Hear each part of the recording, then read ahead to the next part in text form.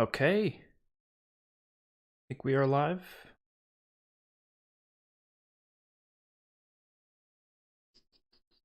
It's a really late stream for this channel. I usually don't stream this late for this channel, but I decided to because this is something I'm probably not going to be live for that long because I do have other stuff I got to do, but this is something I do thought it'd be a good idea because when I decide to rank every single Call of Duty game, I thought it'd be a good idea to do it like this. So it's like not just me deciding a ranking off the top of my head, rather it's me actually looking at every single little piece of each of the games and deciding like a score, whatever, for each category.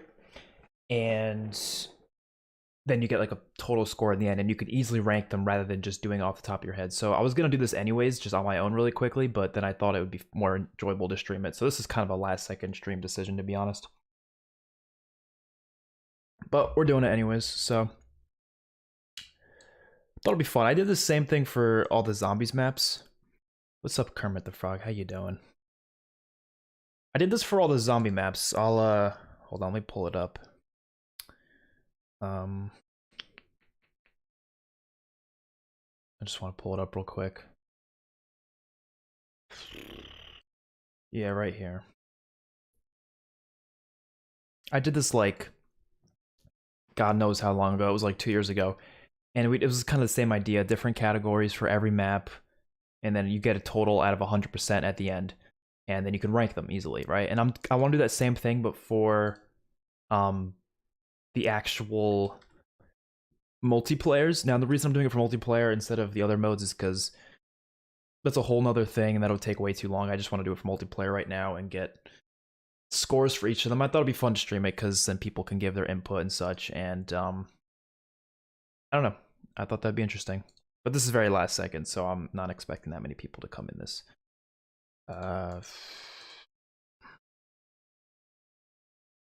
It's definitely going to be a lot of repeating myself because I've ranked these plenty of times. I've talked about them, I've reviewed them, but I thought it would be interesting to just, I don't know, do it live. So yeah, all the categories here we have. Gunfights is the first one. Now that's like, that takes into account a lot of things. It's time to kill is the main thing there. I would say that is to me the most important thing in a COD multiplayer, but that's one thing, right? And ADS speeds, I guess, are important too, like to gunfights. Just how the gunfight feels, how the players interact with each other when they're shooting at each other, that sort of a thing. Just all about that. That is the most important thing because that is what affects every single moment of every game, no matter what. So I think that makes sense to be the highest one, tied with balance, which I also gave 15% for. Balance is everything, like gun balance, perk balance, streak balance, equipment balance, literally everything, just to make sure there's enough stuff in the game that's viable, to make sure there's enough options in the game so people aren't using the same stuff every game and using the same perks, same streaks, and so you don't have this weird feeling game where everyone's using the same thing and you don't feel like you can use enough different things. So I think that's definitely very important. Movement, obviously, it's just the way the game feels when you're moving, how fast it is. For me, I enjoy when it's faster, so that's obviously important. And what's up, North? BO2 low tier? Yeah. If you say so. I definitely disagree, but you'll see where I put that. It depends. I don't know, because the thing is, like, the way I rank them could be very different than what's going to end up happening here. You know what I mean? Like, it could be so different, which is why this is interesting to do. It's the same deal with like a lot of things in life. We kind of just choose the way we feel about certain things rather than really trying to like systematically or statistically look at it, because a lot of us, we just base off of our like feelings, you know, how we feel about the game. But when you really look at it like this, I think it's a little bit more interesting. That's why I like doing it like this. Then you have maps. Obviously, we all know what maps are. Streaks, again, that's like how good the streaks are, how fun they are, all that stuff. Modes, the variety of modes, how many different modes we have, how enjoyable they are. Cosmetics, such customization, that's your, you know, camos and skins and all that stuff. How interesting are they? How are they unlockable for free? That kind of stuff.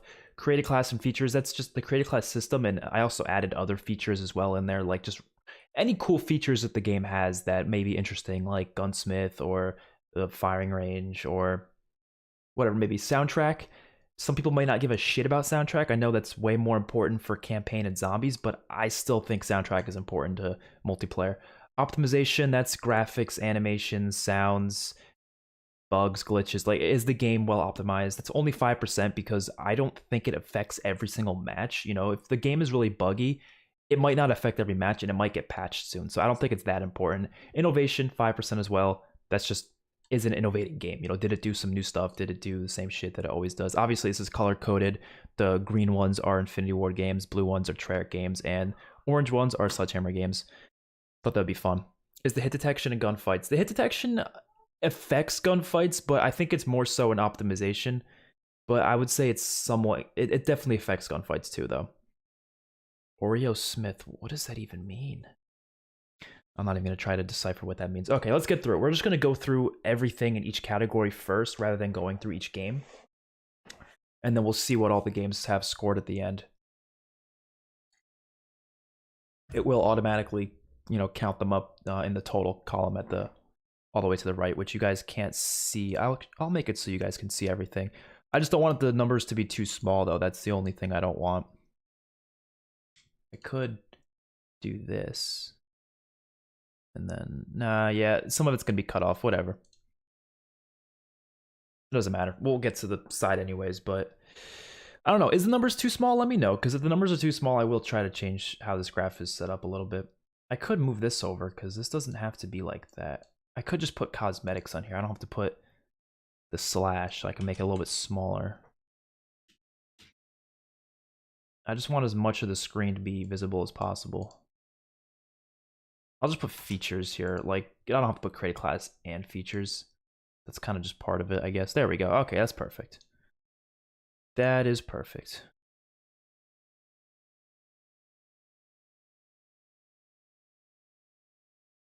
Okay. All right. Modern Warfare, Call of Duty 4, the first one, gunfights. So this one I think is okay. Like, I don't really think it's out of 15, by the way. So whatever the number I give it's going to be, it has to be out of 15 because that's the easiest way to add these up. You could do more math to make it so whatever number you put automatically, it will put a percentage to it and it will add it out of that percentage. But I didn't feel like doing all that math, so I just going to do it like this. So out of 15 gunfights, I mean, it's definitely above average. I'm not going to give it a 7 or 8, but I don't think it's the best just because the time to kill is really fast. But I would say, though, the game does feel like you're not punished for moving around too much. You can have gunfights actually happen in this game. I don't think it's as common as some other call. I'm going to give it a 10. I think 10 is the best thing for that one just because it's not going to be as good as like some of these other ones that I feel like have much more enjoyable long-term gunfights. This one definitely was you know, the time to kill is really what affects it the most there. World of War, although the time to kill is slow, I don't think they had good gunfights simply because of the hit detection being so shit. Like, it makes it so gunfights are really inconsistent, unfortunately. I might even give it a 7, to be honest, because, like, it's just not good. You get into a lot of gunfights where bullets just don't track. They just don't. It's really bad. Let me know if you guys can see the numbers well. I'm actually going to move this chat over here. But the chat's not going to be visible, though. Oh, you know what I could do? This is some big brain thinking right here. So I'm going to add an image. Okay, and it's just going to be a black screen. All right, and then I'm going to move this down here. So then... Oh, I did that wrong. Whoops. Put it right there. So then the chat could actually appear on screen. It looks kind of ugly, but I don't have time to fix that. So, oh, you know what I could do actually?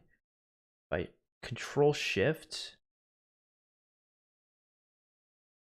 I could do that. Okay, that looks a little bit less ugly. No, does it still look ugly? Or I can go all the way. Oh, there we go. That's perfect. Is that better? Oh, I love that. Okay, that's a lot better. I mean, I don't love it, but it just makes it look cleaner, I guess. So it's less like, you know what I mean? And I could expand the chat as well. It's only going to show up for a couple seconds. There we go. Yo, what's up, Chad? Don't mistreat BO4. Oh, trust me, we won't. Okay, gunfights for Modern Warfare 2. Better than World of War, but still pretty poop because time to kill is really fast and ADS speeds are pretty slow. Black Ops 1, shit hit detection, but it honestly helped it a little bit. It wasn't as bad as World of War, so I'm gonna give that a 10. Because, like, it's better than World of War because hit detection is not as bad, but I'm also going to say it's still on the same level as COD 4 because at the very least the time to kill feels slower because of that hit detection problem, which I've said this before in videos. It's weird that the hit detection actually kind of makes Black Ops 1 and 2 better. But if I don't feel like it does the same for World of War at all. Modern Warfare 3, I'm just going to give probably the same as Modern Warfare 2. I might give it a little bit higher, actually. I'll give it a 9 because it's not... The guns do feel like they have higher ADS speeds for the most part, so you do... No, I think Modern Warfare 2 had higher ADS speeds.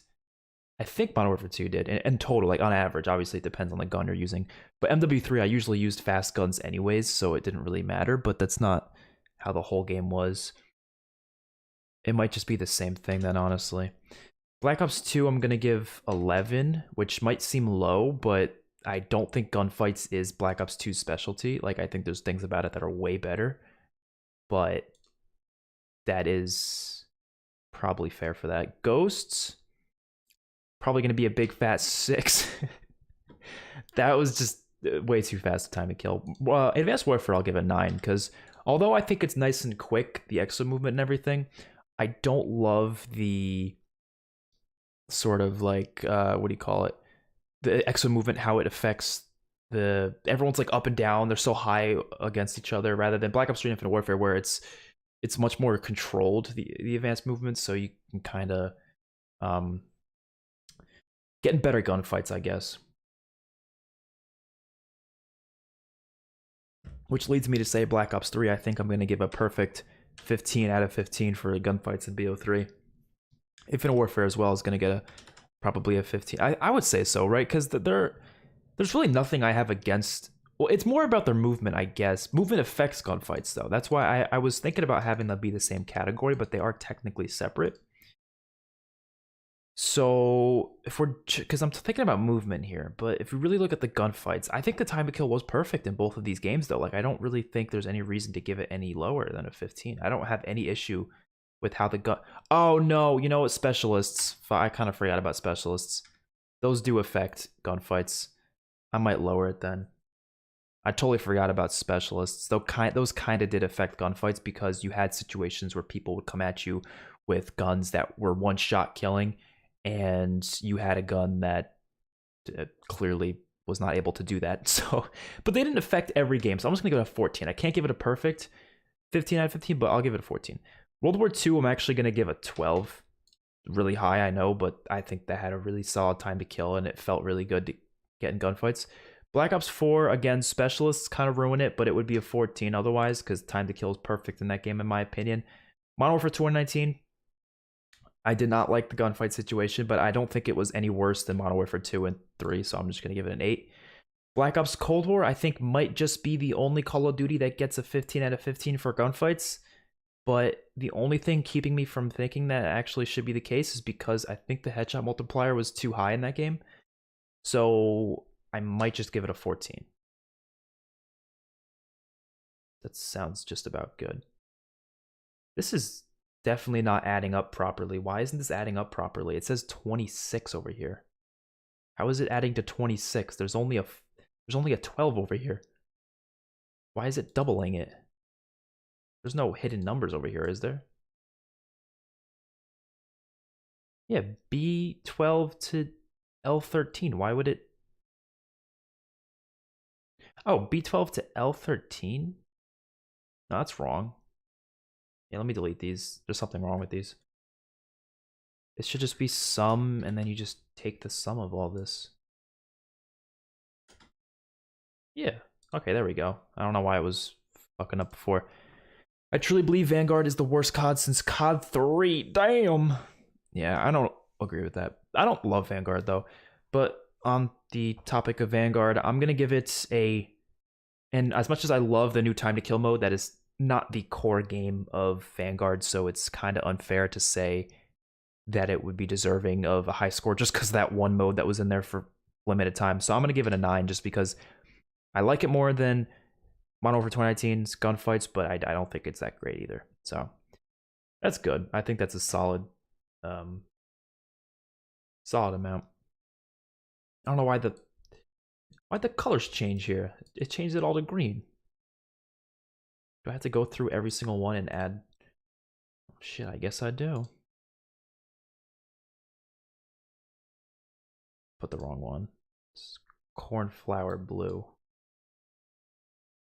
Such interesting color names. Light cornflower blue.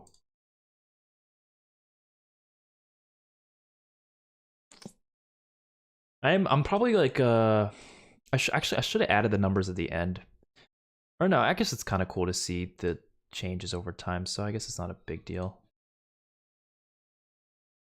But I'm really interested to see what the changes are. Whatever the final rating is not necessarily what I have to like rate it myself when I actually do the video. It just gives me a good idea as to what it could be. All right, balance. Now balance will be kind of interesting because balance I feel like it's hard to look into for a lot of these games. A lot of people disagree on balance too. Like I know there's some CODs that people say has garbage balance, and I'm just like, I kind of like the balance in that game. There's a couple down here especially that I feel that way. Compared to Vanguard, BO4 is God mode. You don't even have to compare it to Vanguard. It's God mode regardless. Balance in Modern Warfare, Call of Duty 4 Modern Warfare. Honestly, not very good. Yeah, I'm gonna give that a pretty low number. It's gonna get like a fucking 7. It's not good. No, I'll give it an 8, okay? Because you do have decent guns in the game, but then of course you have the M16, which is just way beyond anything else in the game. The MP5 also dominates the SMG category. Perk balance is terrible, and yeah, there's not much more in the game, so I guess that's all you can really say. I don't think the balance in that game is very good. World at War, I'm gonna give a 3. I think World at War's balance is probably the worst balance we've seen in any Call of Duty game. You got some of the worst guns in Call of Duty history. Like, most of the guns, you have the MP40, which is by far way beyond anything in that game. Like, there's nothing better than the MP40, and there's no reason to use really anything else other than that. 74U dominates the SMG. I guess I could see the 74U being a pretty good one too, but I still think the MP40, or not the MP40, the MP5 is a little bit better. But I think 74U is still decent, I guess, so I'll give you that, but it's still not the best balance otherwise. But MP40, the other SMGs as well, they're pretty decent. STG is good in World at War. Everything else, though, like, there's no point of using, I feel like. And the perk balance, just as bad as COD 4, I would say even worse. And there's no streak balance, really, because you use the same streaks anyways. But, yeah, I don't think the balance in this game is very good. Modern Warfare 2, people say it's good balance because everything's overpowered, but I don't really agree with that. I kind of think there's actually a lot of things that aren't really good in that game, and there are definitely a problem with balance in terms of a lot of the different equipment in the game, the attachments, danger close, one-man army, noob tubes, all that stuff.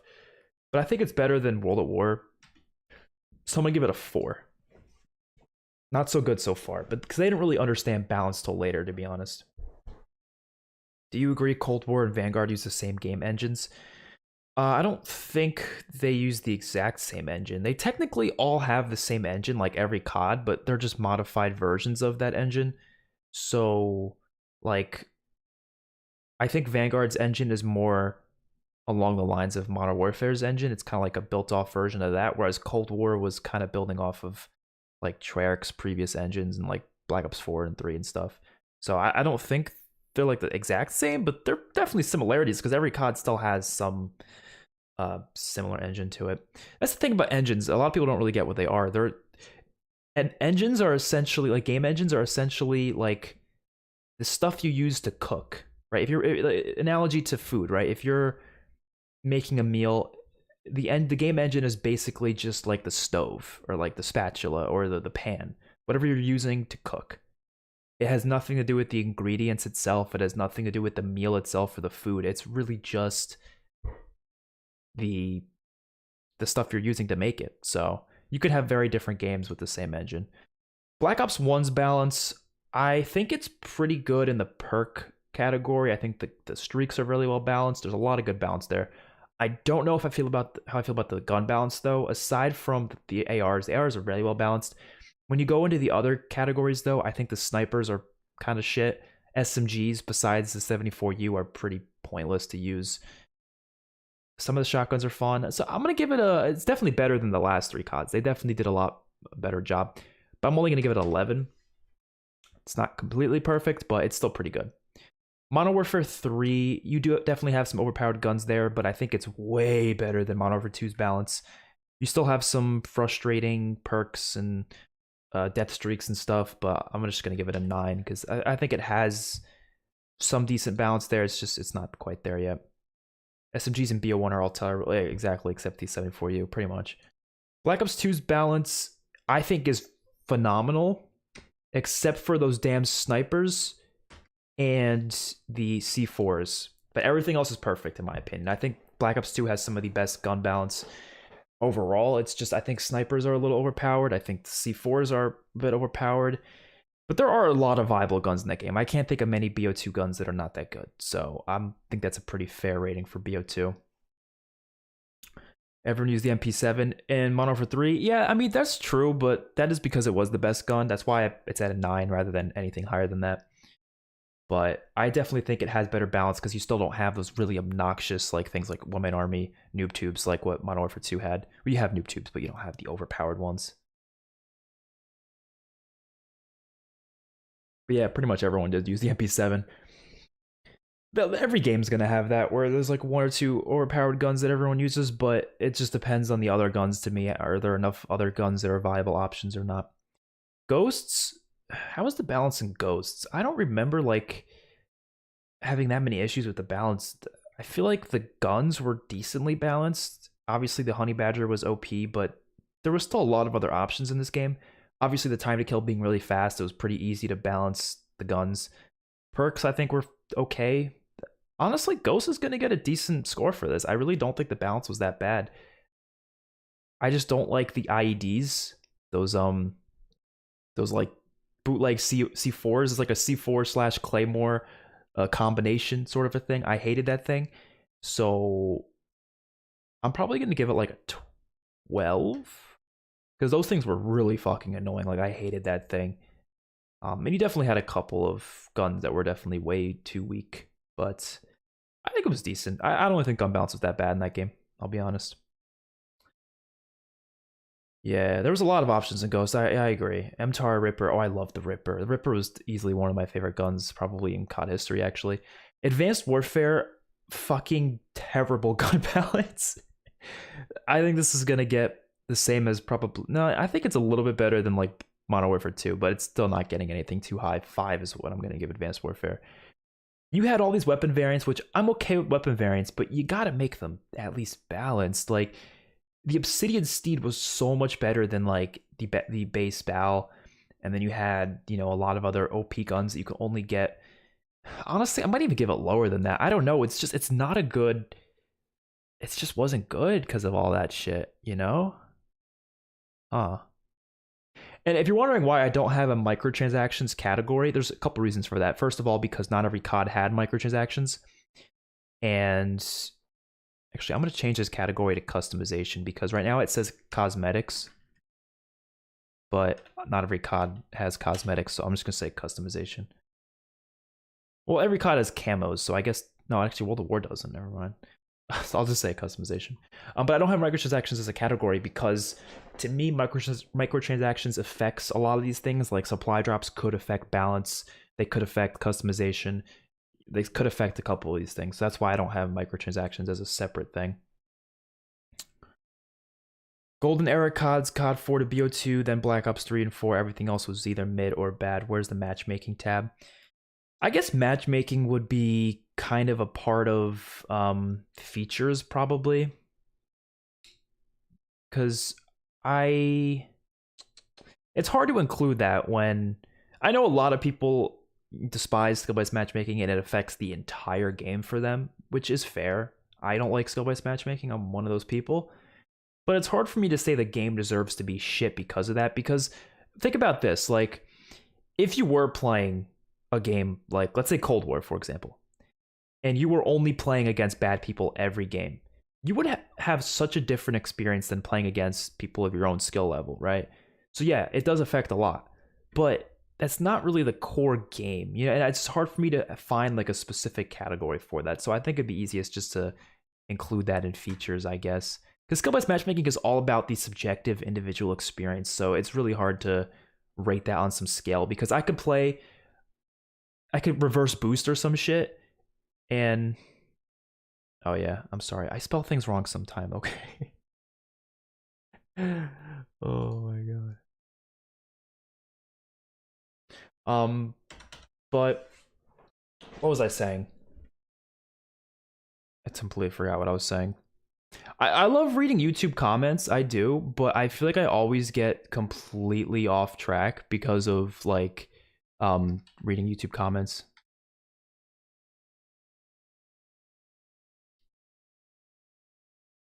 Okay, what was I saying? I completely forgot what I was saying. Oh, matchmaking.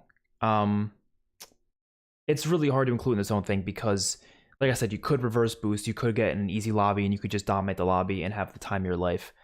And that's not really changing the game at all because the system is still there. So that's the reason why I don't really know how to have it as its own category. So I think just including in features makes the most sense to me, I guess. Black Ops 3 for balance, I'm gonna give it a. If it didn't have supply drop guns, it would be pretty much perfect, but I'm gonna give it a 12. Supply drop guns are the only things holding it back to me.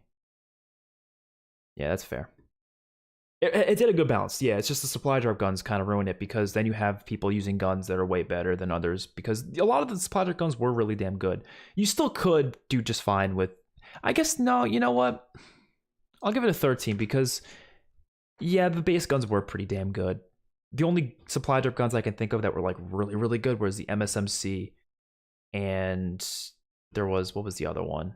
The Peacekeeper was I think it was a supply drop gun, right? Yeah, that thing was really damn good. And the Marshals, I think, were fucking great. No one really talks about them, but they're actually really damn good. Matchmaking should be classed as something different because it's so subjective. It is, yeah. It's hard to say because if you're a bad player, for example, it's going to benefit you. So, you know, there you go. You know, I don't like skill-based matchmaking, but I don't know. I've kind of gotten used to it because there's a way to work skill-based matchmaking and make it so it's not a bad thing, I guess. And the way to do that is if you do find yourself getting into, and it's kind of annoying, I don't like this, but it's the only way to deal with it.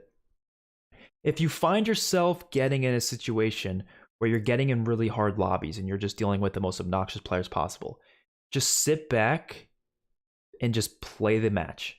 Just play it. You know, just play it casually as possible. Don't give a shit about your KD. Just play. You know, go for camos, use snipers, do stuff you normally wouldn't do, and just don't try to go for the best possible gameplay that you can go for, right? Because that's what people usually try doing. They try sweating their ass off when they're playing really sweaty players, so then that in return leads to them playing more sweaty players.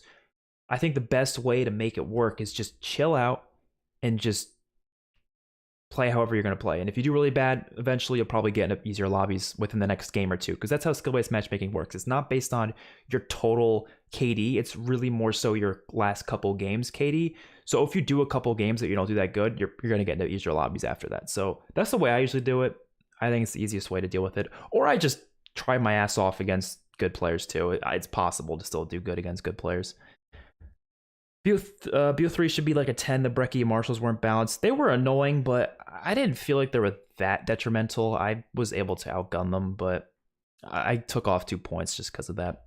I think you should make time to kill and gunfight separate categories. It's kind of hard to do that because I feel like gunfights are pretty much 80% affected by time to kill. You know what I mean? That's why I had it as one thing. I feel like time to kill is what makes a gunfight good or bad. There's a couple other things that are involved in it, but most of it's just that. I made movement my own thing because I think movement also expands beyond just gunfights, because movement could also affect how you're getting around the map. whereas time to kill only really affects gunfights. So that's the only reason I had it there. Yeah, exactly. Balance is based on a number of guns that are viable rather than the one standout gun. Agreed, because you're always going to have that one standout gun. It's just a matter of other guns that are still viable. Infinite Warfare for balance. Variants, they were earnable, so it wasn't like it was that big of a deal, but some of them were locked behind supply drops. Some of them were really powerful. NV4 was pretty OP, but there was a lot of good options there, so I'm honestly going to give it the same as BO3. It had really solid balance. Perk balance was great too. It's not just gun balance, by the way. Perk balance was really good. Streak balance was good. There was a good balance in this game. There's a good variety of options. Top 3 CODs for me is BO3, Cold War, Infinite Warfare. Not bad at all, actually. A lot of people will disagree with you on that one for sure, but I would not disagree with that at all. Those 3 games are also my top 5, actually. I had no idea the GOAT was streaming right now. Well, it was a last minute thing, I will say. It was definitely last minute.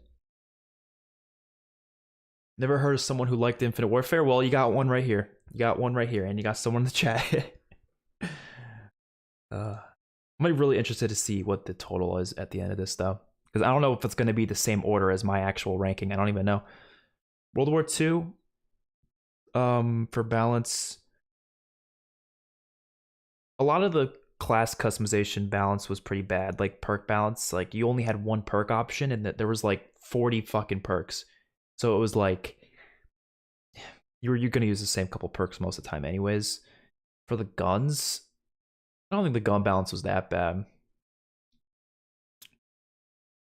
I'll give it like a 10. I think most of it was fine. It was just there's just a couple things here and there that I didn't like, mainly regarding like perks and stuff and streaks as well. There's definitely ones that were way better than the other streaks in the game. Black Ops 4. This is a tough one because I can definitely see VMP as being the standout, but there's so many other good guns in the game too. And obviously there's supply drop guns. Well, they were. They're not anymore technically, but they were for most of the life cycle, so I can't give it too high of a score, but I'm going to give it a 12. It's still really fucking good with the gun balance. Modern Warfare 2019, I think gun balance is fine, actually. I don't really have an issue with it. I think the perk balance is pretty bad, and I think... yeah, the gun balance is good, but most of the stuff outside of that I don't think is very good, but I'm honestly going to give it like a 12. I think most guns in the game were viable. I don't really think there was a big deal there. Cold War, this is where I'm got the most unpopular opinion out there. I think gun balance in Cold War is fucking great. And I feel like nobody agrees with me on this. Everyone's like, no, but you had this gun, this gun. Most of them were either patched after like a month or really weren't that OP. They were just really sweaty people using them because skill-based matchmaking. So you probably were playing against sweaty people more often. So you thought they were way better than they actually were. I really don't think balance in this game was that bad. I think it was all around, had a lot of good options. Oh yeah, snipers was one thing, but I don't think they were, because they had really slow ADS speeds, so they were only OP if people were like sitting in the back of the map with them. But I feel like if you were moving around the map, they weren't too bad, but most people were kind of sitting around with them. I think I'm gonna give it a 13 along with Black Ops 3 and Infinite Warfare. And then Vanguard, I be honest, I didn't play too much Vanguard this year, not nearly as much as other CODs, but I remember it being not terrible. It was just the attachments that were terribly balanced and the perks. So I can't give it anything too high. I'll give it like an 11. It's not better than Modern Warfare's gun balance, but it's decent. I do think gun balance got better over time. That's one thing that COD's definitely improved upon. If IW came out in 2015, people would have loved it. True.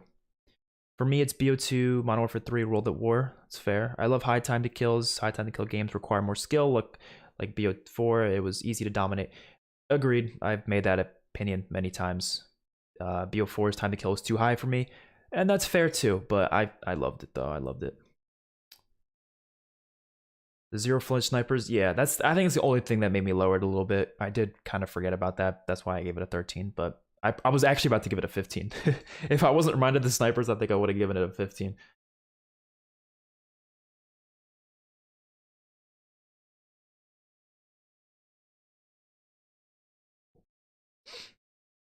Balance was fine. Attachments had fair trade-offs if you doubled down on specific traits like ADS speed, recoil control, etc. Honestly, in Vanguard, I feel like I never used those. There's like the two options. I think the barrel and then was it the ammo conversion one? I like never use them because I feel like every time I use them, they fucked up my gun. Like no matter which one it was like everyone did something that just I did not like. It was either lowering the damage to such an extreme. Obviously, it was giving it another big positive, but I never felt like that positive was good enough for me to warrant using that attachment. So a lot of times I just didn't use those attachments. Sometimes they're really good. Definitely sometimes. But I feel like a couple of guns I was just like, I don't want to use that. I think it fucked up the gun for me. But I don't think like I said, I didn't get too much experience with a lot of the attachments, a lot of the other attachments. I think that is an inherent problem with the gunsmith, that there is going to be some attachments that definitely you're probably going to run most of the time if you are that type of player. But I definitely think perk balance in this game was pretty rough because you had a lot of crutches that I thought were crutches. I don't know if everyone thought they were crutches, but radar, I'm never not going to use radar in that game. I want my classic minimap. Ninja, was Ninja in the same class as Ninja? I'm okay with being a perk. I never said I wasn't, but I definitely still consider it a perk that needs to be in a category with other really good perks. Like it was in Cold War. I felt like it had a pretty decent variety of other perks in that category that were definitely balanced with it. What was the other perk in Vanguard? Oh, was it Serpentine? I think. I personally haven't had much experience with Serpentine. I think that's the name of it, right? I heard it was OP in Warzone, but I'm not sure if it was in Vanguard. So that I don't know. World at War Def had the worst. Yeah, for balance. All right, well, so far, just looking at it now after those two things, what is at the top? Okay, Black Ops 3 and Infinite Warfare are at the top along with Cold War. But it's not going to stay that way, I'm sure. But, you know, just as of right now, those are the ones at the top. The ones at the bottom are Modern Warfare 2 and World at War. Those are the two at the bottom. Again, it'll change. Movement, Modern Warfare, COD 4, Modern Warfare. I mean, it was definitely slower back in the day. Like, it wasn't like you could move that quickly, but it worked for the game that it was. So I don't really think I could give it a bad score. This is out of 10 now. I'm gonna get, honestly, like, I'm gonna give most of these CODs pretty similar scores for movement because they're kind of similar. But I do think Modern Warfare's is a lot better than World at War. I'm gonna give it an 8. World at War is gonna get like a 7 because it definitely felt clunkier. Modern Warfare Mastered helps us out a lot because I think the game definitely felt smoother because of it being a remastered game.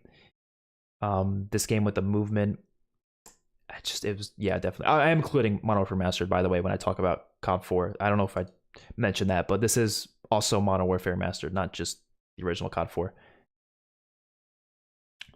Modern Warfare 2, probably on the same level as this, to be honest. Like, I don't usually have a problem with movement the same way a lot of people do. I think most of the time it's fine. I don't know if I should give it, because I'm gonna be giving these games way higher scores because I know I like movement in the newer games more. So I think it'd actually be better if I gave these 7s and then these 6s, because I have to think about the other games. I have to think about it in comparison. Black Ops 1 was probably the same as well. It was, you know, not the smoothest in the world. Modern Warfare 3, I think, was actually probably the same. Black Ops 2, did that feel better than I think it did. You could drop shot a little bit easier. You could jump shot a little bit easier. You could, I don't know if the like running speeds were faster. I have no idea about the statistics behind that, but I'm gonna give it an 8.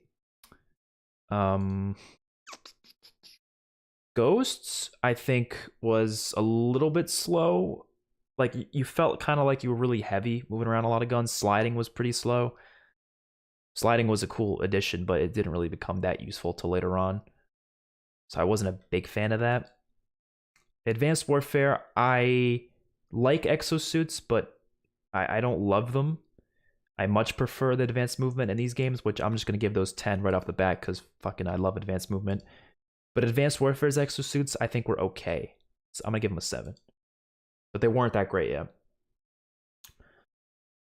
I'm shooting through the movement because this one's kind of easy for me, I feel like. World War II, I think, was an 8.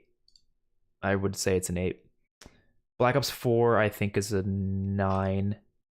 Modern Warfare 2019 is...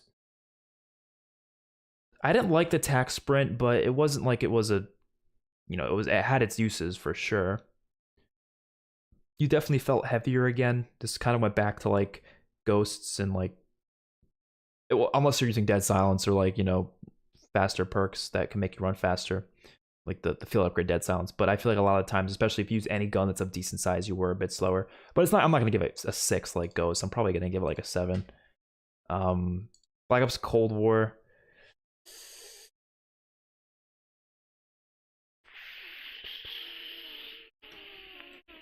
I don't know why people say that game's movement sucks. I never understood it. Vanguard, I'm gonna give it a 9. I mean, Modern Warfare 2019, it's hard to say. Like, I feel like it's a 7, but I don't... I think that might just be because I didn't like other aspects of the game that I felt like the movement was worse than it actually was. But the more I think about it, like, it's not that bad. I'll give it an 8.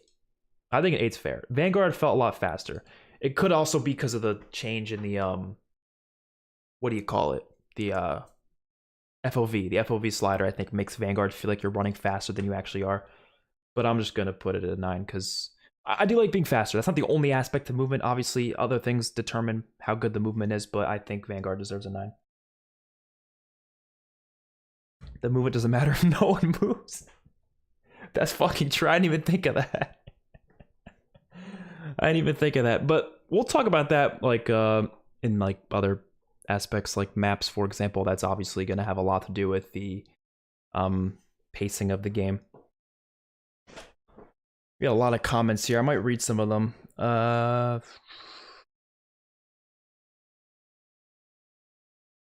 Piercing vision, serpentine, forward intel were questionable for sure. Oh yeah, those are perks of Vanguard. Black Ops 1 needs a bump just for having zip lines. That would probably be a part of maps. Whatever maps had zip lines, I guess. Gave too much player awareness for no trade-off other than occupying a perk slot. Oh yeah, those perks. Yeah, that's true. Marvel 2019 better be a 1. Everyone sits and does... Oh, for movement. Yeah, no, because I'm thinking about like the actual like movement itself, like how players feel going around the map. I don't like tac sprint, but I do still feel like you do feel it's smoother. It feels like you're moving around faster, and I do like that. What does World at War feel any different to COD 4? Clunkier. Like I feel like when you're jumping over objects, mantling. Well, also keep in mind, Modern Warfare Remastered definitely changed how that game feels in terms of its smoothness. Old CODs didn't have sliding. That is also true.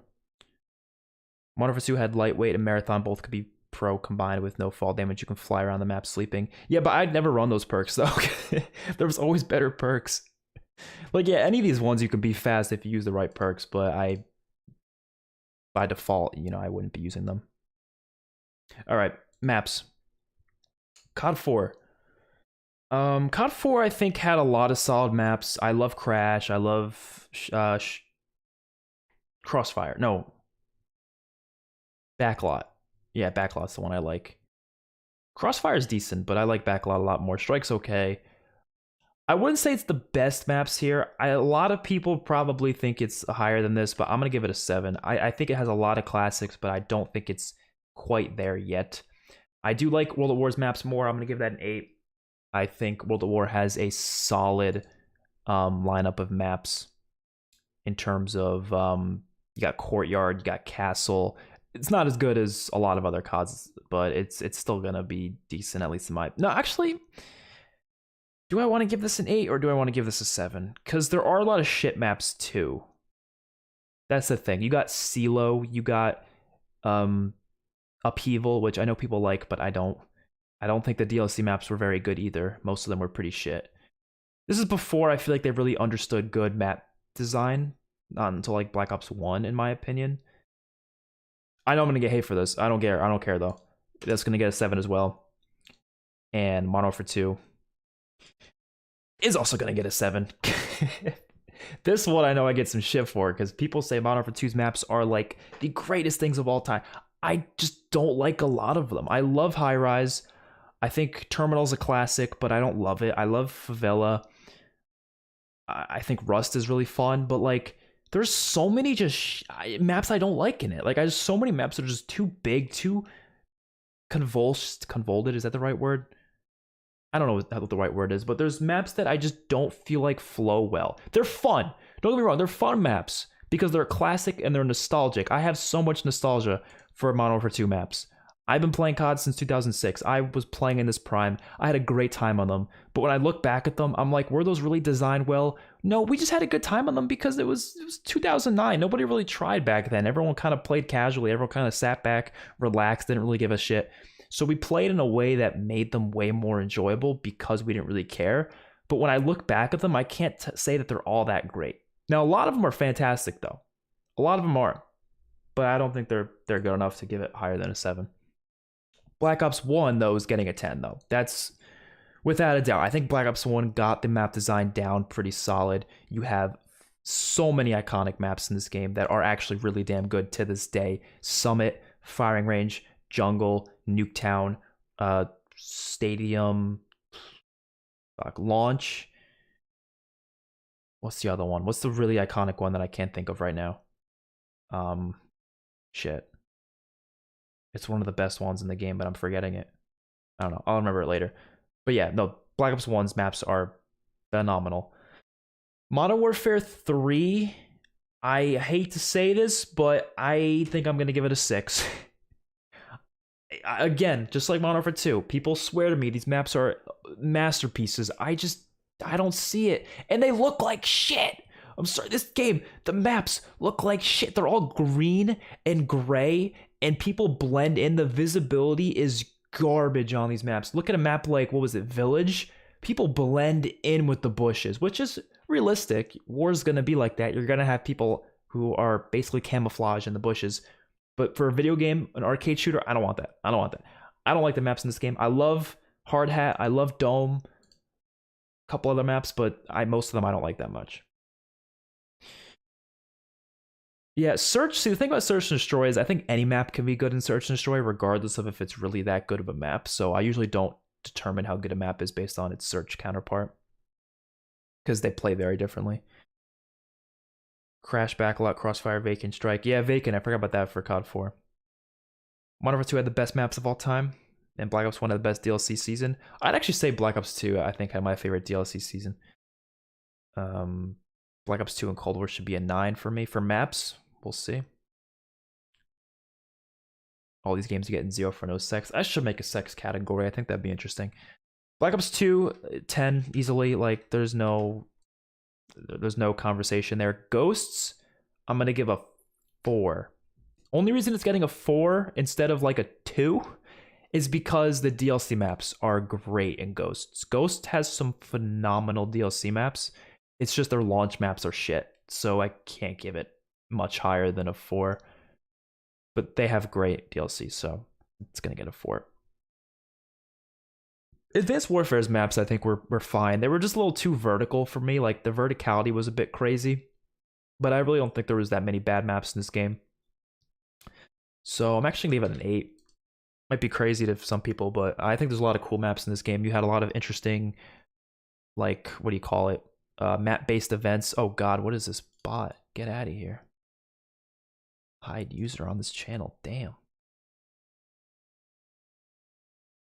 Chad, I made you a moderator, by the way. Just so if that ever happens again. I usually don't have many moderators, but I'll make you one.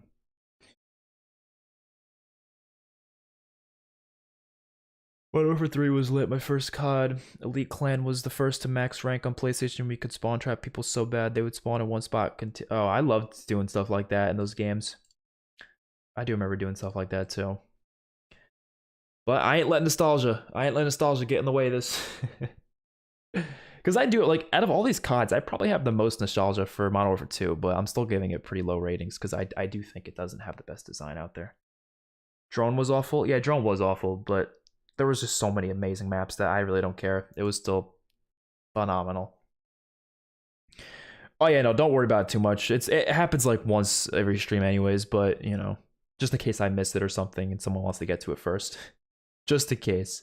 Black Ops 3, I'm gonna give a 9. The thing about Black Ops 3, I'm gonna give Infinite Warfare a 9 as well. I kind of feel the same way about both of these games, where the maps are all pretty great. Like, there's a lot of amazing maps in this game. There's rarely any bad maps. Infinite Warfare does not have a single bad map, in my opinion. Black Ops 3 only has like one bad map. Every other map is great. The problem is there's just not enough unique maps. They all kind of feel kind of similar, which is the reason why they all work, right? That's the reason why they're all so good, but there's just not enough variety there. I think Black Ops 1 and 2 had better variety. That's the only reason they're getting a point higher. But I'm just glad these maps were great because every time I play these two games, I never get bored. So there's that. I never get tired of playing bad maps, is what I mean. World War II, I wasn't crazy about their maps, but I don't think they were bad. I'm going to give them 7 because there was a lot of good maps there. There's also just a lot of ones I don't think were very good. The quantity of them wasn't that great either. But it's not the biggest deal though, because there was... Well, okay, so the thing is, Cold War also had that issue, but at launch, and then the DLC made up for it, but this game didn't have free DLC, so the lack of 66 maps at launch was a bigger problem because there wasn't enough DLC on top of that later on, because there was barely any free DLC other than the sandbox map, I think, was free, and the shipment map. Oh, IW is going to get some high scores, bro. I wouldn't be surprised IW is one of the best ones here.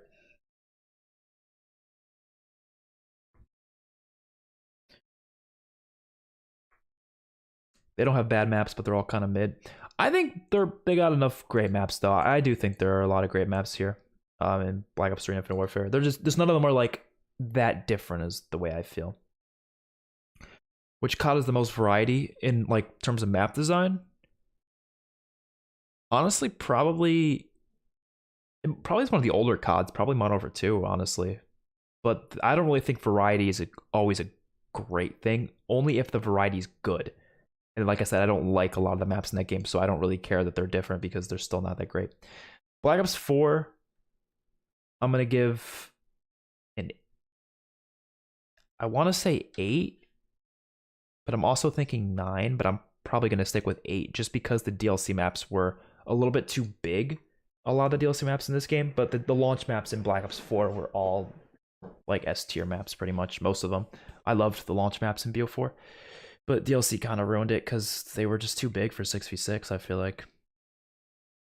Modern Warfare 2019 is going to get a 2. It's going to get a fucking 2. Yeah, I don't even like most of the DLC in this game. I don't know what it was. There was a couple of good maps. I liked Cheshire Park. The remakes were fine, you know. I think Hackney Yard, whatever that gun was called, or the map was called, was decent. Gunrunner was okay. A lot of maps were either just too big, too complex, too many flank routes, too many camping spots, too many doors. There's just a lot of too much of everything, I feel like. It had variety, but I don't think that's going to give it much of a... I'm not going to give much credit for that because I don't think it was good variety, you know? I still like Hotel, though. In Black Ops 1? Oh, you're talking about the DLC maps. I think Hotel was just a little big. I think Hotel would be great in 12v12. You know what they could do? I thought of this. Hotel would have been great in Combined Arms in Black Ops Cold War, because 12v12, that would be so much fun. You couldn't have vehicles, but you could just do normal Combined Arms on that map. Black Ops Cold War, I actually really like the maps in this game, but yeah, I'm gonna give it a 10. I'm gonna give it a 10. I fucking love the maps in this game. I really never understood a lot of the complaints with the maps in this game. I was always kind of just like, I love most of them. I don't know what to tell you. I wasn't a fan of Miami in 6v6, but they have it in 12v12 now, and it's really good in 12v12. I wasn't a fan of Garrison, or what was the other one? The one with the giant airplane. I don't love that one either, but pretty much all the DLC I thought was good. Pretty much all the other launch maps I thought were good. And the remakes were all good. Like, I just don't really have a problem with the maps in this game. I don't know what to tell you. We didn't get enough maps. That is true. See, that's the one thing making me think maybe I should give it a 9 instead of a 10, because there was a lack of launch maps, but I like them a lot, though. So I can't act like... I don't know. Okay, I'll give it a 9 for that. That is fair. There definitely was an issue. But then you had fire team and all these other modes. Okay, but that's more about modes though. We'll talk about that modes. I guess it's not really part of maps.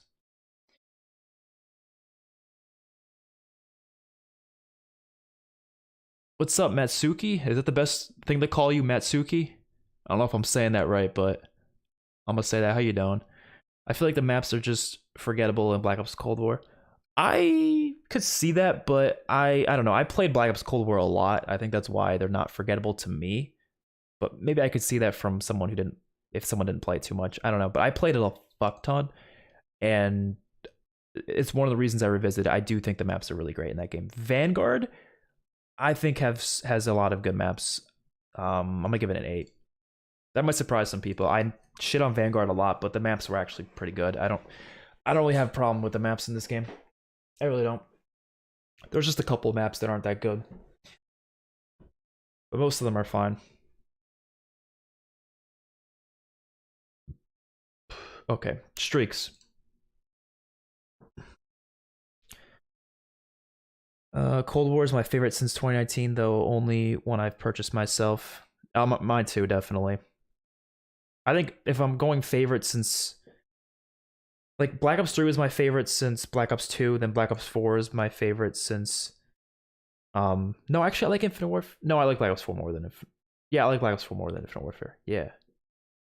Those two kind of switch for me sometimes. I don't know. That's why I like doing this, because then I could see how the numbers, what the numbers say, you know, what the numbers determine what is my favorite multiplayer. I think that'll be interesting.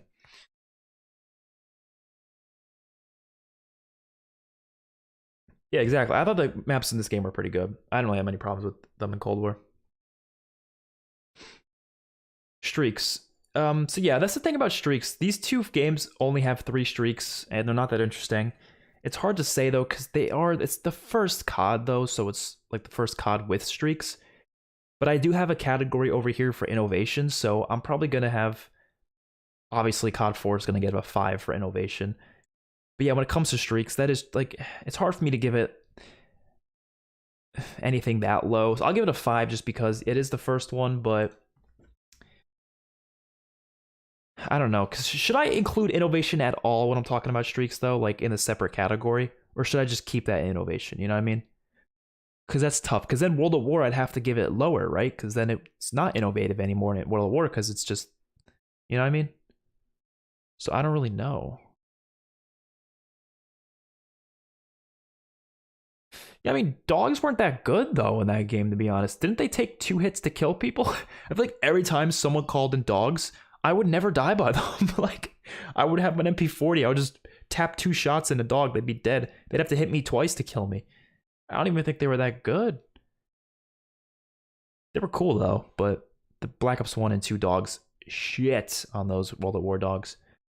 I don't really know what I should give these because it's just weird because they're the first, they're like, they have barely any streaks. It's not about how good they are, by the way. I'm not rating these on just how good they are. That's obviously a big factor, but it's also the streak system.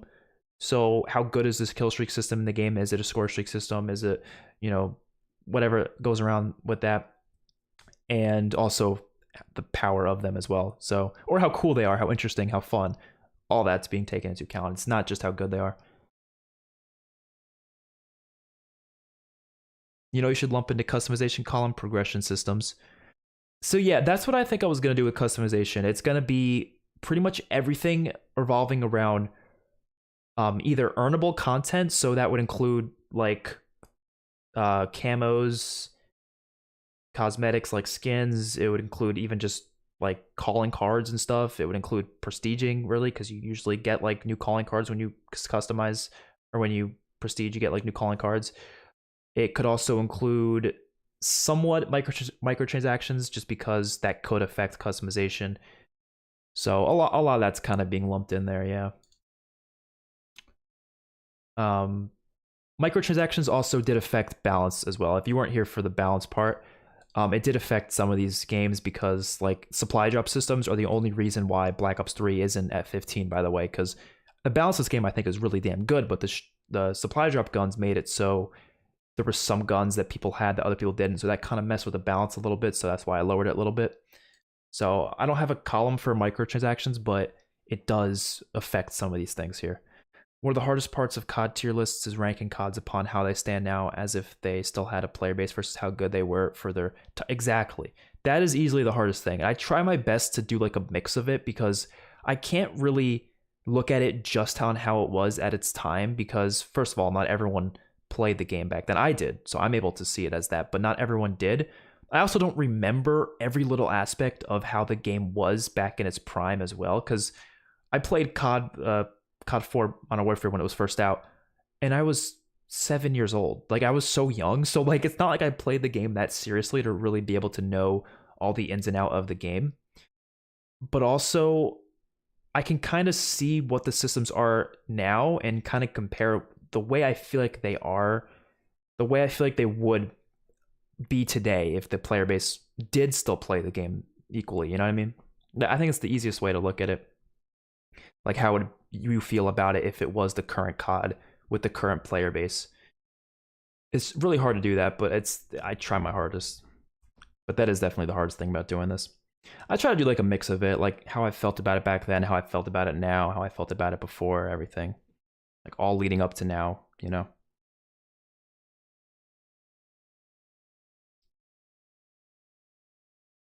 Okay, streaks, I think I'm just gonna do innovation. I'm gonna count that. So this is just gonna get a 5, this is gonna get a 4. Because, no, innovation. Oh, if it's gonna be innovation, then you should get the same thing, because, yeah, okay, so 5-5. 1-0-for-2. Although the streaks in this game were damn good, they were powerful, they were fun, they were crazy. I don't like the kill streak system. You guys know that. I know it was the first game to have it, but again, not talking about innovation here. It was the first game to have it, but I don't like the idea of only being able to get your streaks from kills. I also don't like that kills added on to more kill streaks. So you get the Harrier and you work your way to the chopper gunner, you work your way to the nuke. I didn't like that system, but the streaks were really good. They were really fun. So it's at least deserving of an 8 for that. Black Ops 1,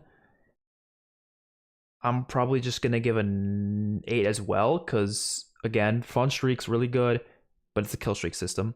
Modern Warfare 3 finally gave us point streaks, but again, you could still earn more streaks with kill streak kills. I don't like that. And I don't think they were as powerful as Modern Warfare 2 streaks. But the reason I'm going to give it an 8 as well is because you do have the specialist streaks added as well, which I liked a lot. I don't really care for the support streaks, though. I think support streaks are a stupid system, and I'm not really a fan of that, but I'm going to give it an 8 just because you do have that, and it is very similar to Modern Warfare 2 and how it works. It's just the point streaks were a great addition, in my opinion. Black Ops 2 is a 10. Don't have to think about that. Black Ops 2 is an easy 10. You have the Swarm, you have the AGR, you have the other million other streaks in the game that were all really great. You had a score streak system, so it was perfect to me. I have no issue with Black Ops 2's score streak system. I missed the emblem editor. Yeah, I used to use that a lot, but I honestly forgot it was not even in the games anymore, to be honest. I used to use it a lot, but I guess when they removed it, I just kind of forgot that it existed for some reason.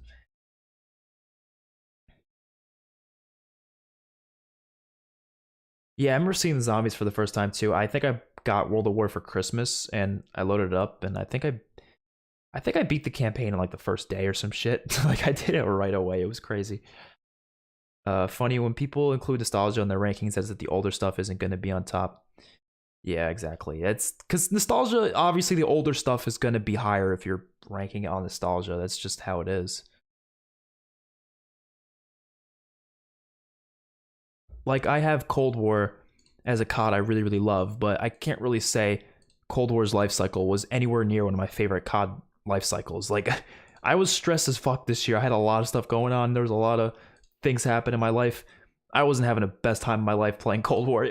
I love the game though, but there was a lot of other things going on that definitely affected my time playing it. Whereas if you go back to Modern Warfare 2, I mean, I was just like fucking chilling every day playing Modern Warfare 2, sitting in my, at 9 years old, sitting in my living room, on a Sunday morning playing Modern Warfare 2. It was like the time of my life, but that doesn't mean I'm going to think it's the best COD, Okay. Ghosts. Streaks and ghosts. They were kind of terrible. At least it was point streaks, but they were kind of weak. I do like, again, you got specialists in here, but I got to give it a 6. I didn't think they were very good. They were fun, but they weren't good enough. Advanced Warfare, I love the customizable streaks, but they weren't that good. So that holds it back. But they were cool though. I liked having all the customizable streaks. Black Ops 3, that's a 10. Infinite Warfare, honestly, also a 10. I think people don't realize this because they probably didn't even play Infinite Warfare, but the streaks in Infinite Warfare. Wait, is Black Ops 3 and Infinite Warfare the exact same so far? Yeah, look. They're the exact fucking same. Which is not a surprise to me, but they're the exact same so far.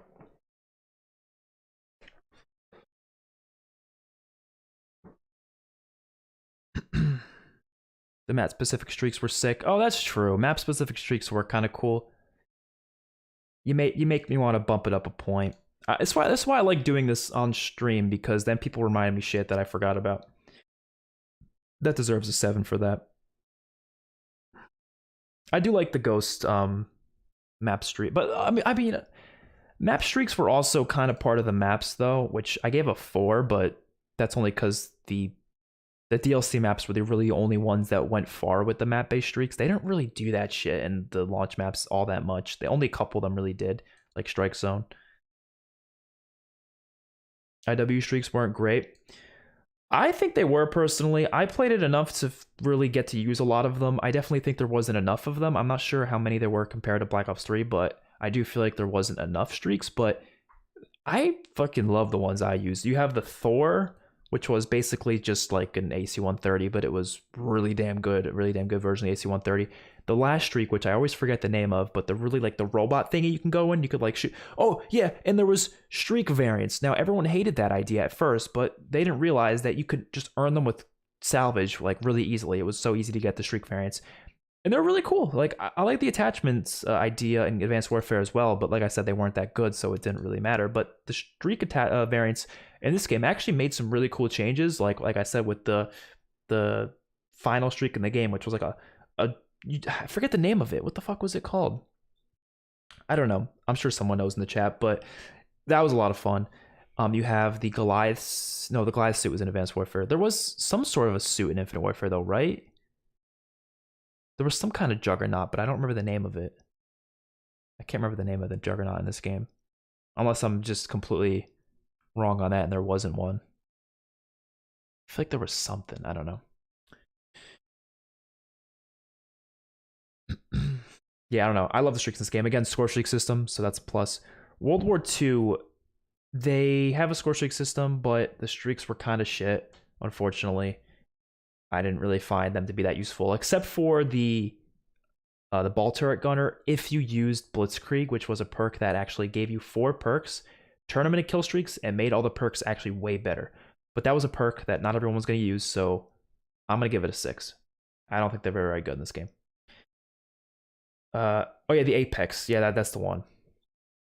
I think there was a robot too, but I don't remember the name of it. But I know the Apex was the final streak, and that thing was really cool.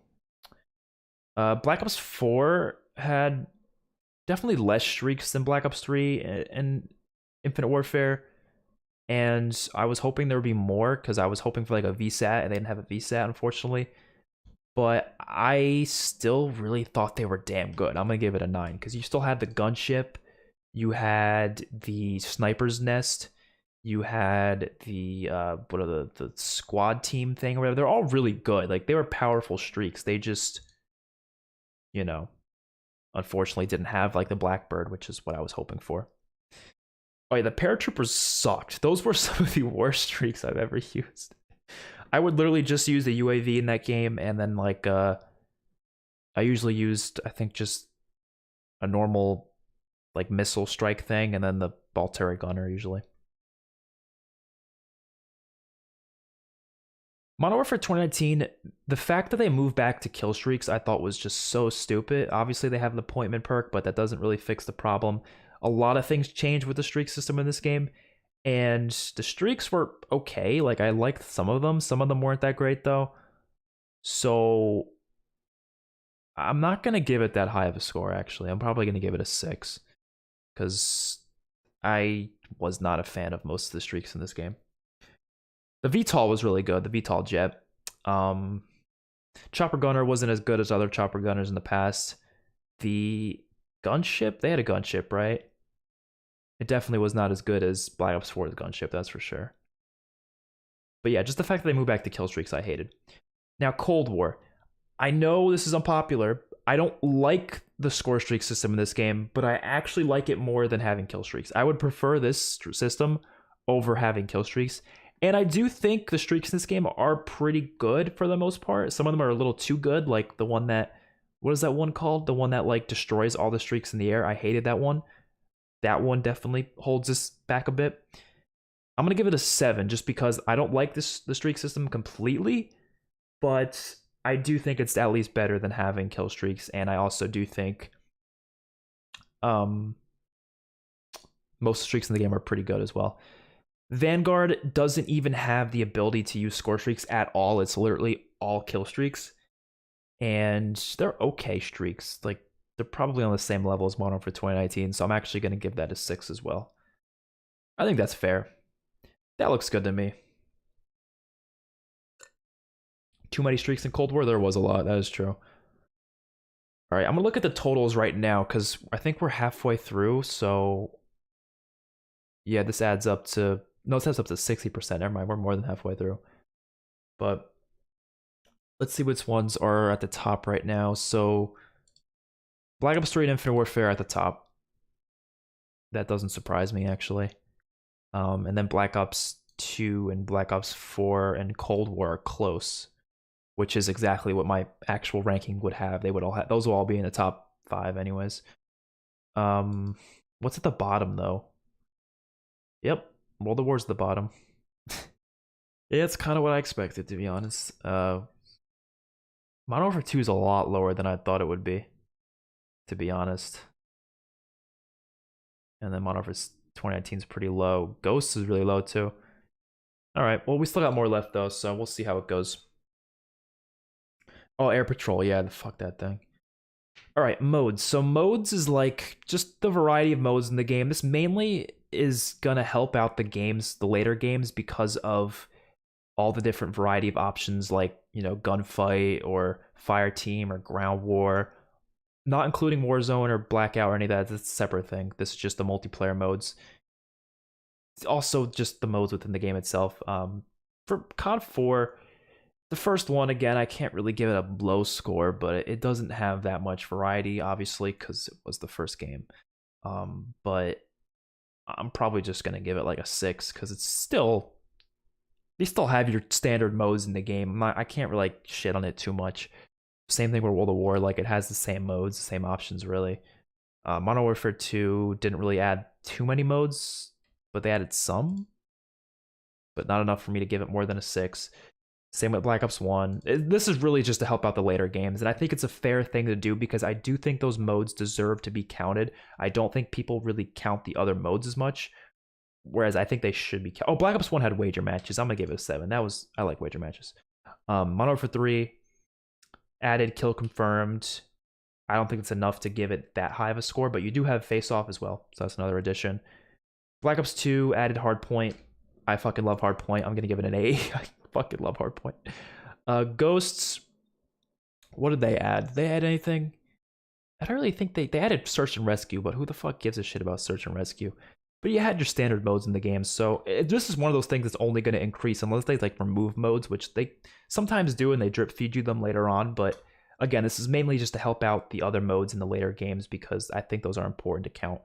Advanced Warfare, Uplink was added, a couple other things, but again, nothing too major for me to really give it that higher of a score. Same with Black Ops 3 and Infinite Warfare. Now, World War II added the war mode, but I can't remember. Was there a lack of modes otherwise? I hope people can remind me of that, because I think World War II is when they started really doing the LTM stuff, which I don't like the idea of LTMs because they come and go, you know, and I would like to play some modes longer term. So I kind of forget this game and how the modes work. I really only play Domination Hardpoint probably in this game, so I don't really know. MW3 did start Infected, but I don't think that's as big of a deal to me as something like Hardpoint. BO2 just added Hardpoint. Yes, but Hardpoint is the greatest mode in COD history. So, you know, in my opinion. They did add Hardpoint. That is true. Is that always active? Can you still play it to this day?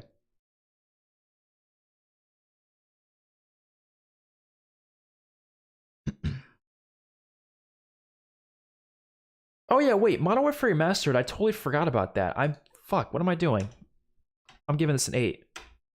I totally forgot that this is also Modern Warfare Remastered. So it's not just the original COD 4. I totally forgot. We had all sorts of cool modes added on top of that. It was kind of similar to like games like this. You had Prop Hunt and you had all these other things. So honestly, it might even be a fucking 9 because Prop Hunt wasn't in. Was it in Black Ops 3? They might have added it later on, but it's not there currently, I don't think. Hardpoint is still active. I think War was a cool addition, so I'll give it a 9. I'll start to say these is when COD started to get really cool with the variety in modes. I will give it a 9. Black Ops 4, I think they had Heist, I guess. They had a couple good options, like the No Specialist mode. I don't know if I can give it a 9 though, because it didn't have like really any side modes other than just 6v6, which most people like that, but I think variety is decent to have. Model for 2019, Gunfight. You have Ground War. That was pretty much it, but that was, I think, a solid change for COD. I do think it's a good and a bad thing, because the bad thing about it is, yeah, you're going to see less content for 6v6, but I mean, it's hard to say. I like Ground War and Gunfight in this game, so I think it's worth giving a 9 at least. But yeah, I think that's a good score. Cold War, you had Fire Team, which I only liked Fire Team Elimination, so that's not even active anymore, unfortunately. I loved Combined Arms. I loved Gunfight in this as well. I think it was just as good as Modern Warfare's Gunfight. But I don't know if that's deserving of a 10, because they definitely had a lack of modes otherwise. Oh, Cranked Hardpoint, though. I mean, Cranked Hardpoint was my favorite mode ever. But it's not a playlist anymore, which I think sucks. I'm going to give it a 9. I don't think I'm going to give anything a 10 for modes, because I don't think they ever gotten that perfect. Vanguard, they gave me the best possible mode they could have for a week, and then they removed it from me just recently.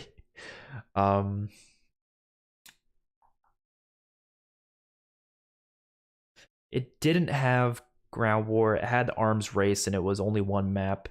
It didn't have Gunfight. I think Champion Hill kind of sucked, so I'm going to give it an 8. It's probably on the same level as Black Ops 4, but it still had more modes. And as much as I don't like the idea of LTMs, it still has more options than what you're going to have in the older CODs. So I think it's fair to give these things for these older games, just because it's, you know, you gotta.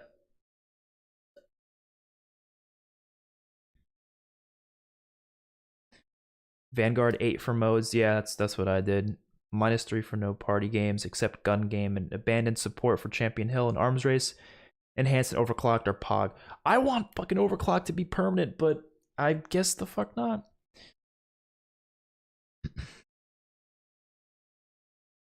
I'm gonna chew on some gum. Why not?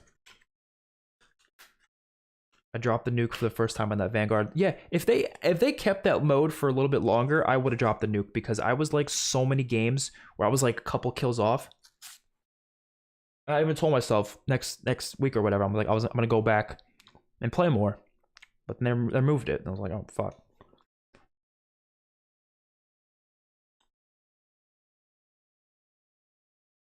Oh yeah, combat pacing too helped out Vanguard a bit.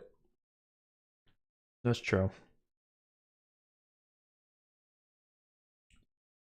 Oh, I loved Combined Arms. I liked it even more than Ground War. All right. Customization. Remember, Modern Warfare Remastered. I'm including that. So customization. Honestly, I'm gonna give it a 9. If I was just talking about COD 4, it would be pretty low, but you have, in my opinion, one of the best supply drop systems with Modern Warfare Remastered. You have a lot of cool weapon kits, you have a lot of cool cosmetics, you have a lot of cool stuff. Obviously, class customization and stuff like that wasn't as interesting. You didn't have many attachments available. You didn't have that much beyond like cosmetics, but I fucking love those cosmetics. I thought it was really cool. So many things to earn. You had so much progression because of that. I think it was one of the best in terms of that. It was the only thing holding it back a point is class customization. Like you didn't have much to do there, obviously. World at War. I mean, I'm gonna have to give it a fucking 1. What could you customize in World of War? Obviously, there's no cosmetic customization. There's no camos, no skins, nothing like that. But even just looking at class customization, barely any attachments available for any guns. And that's really it. Like, what could you really customize in World of War? I just wasn't much. I can't give it anything higher than that. There wasn't much to progress for either. I just felt like it was just kind of like, okay. I don't know. Oh no. I got it. These bots are really out today, huh?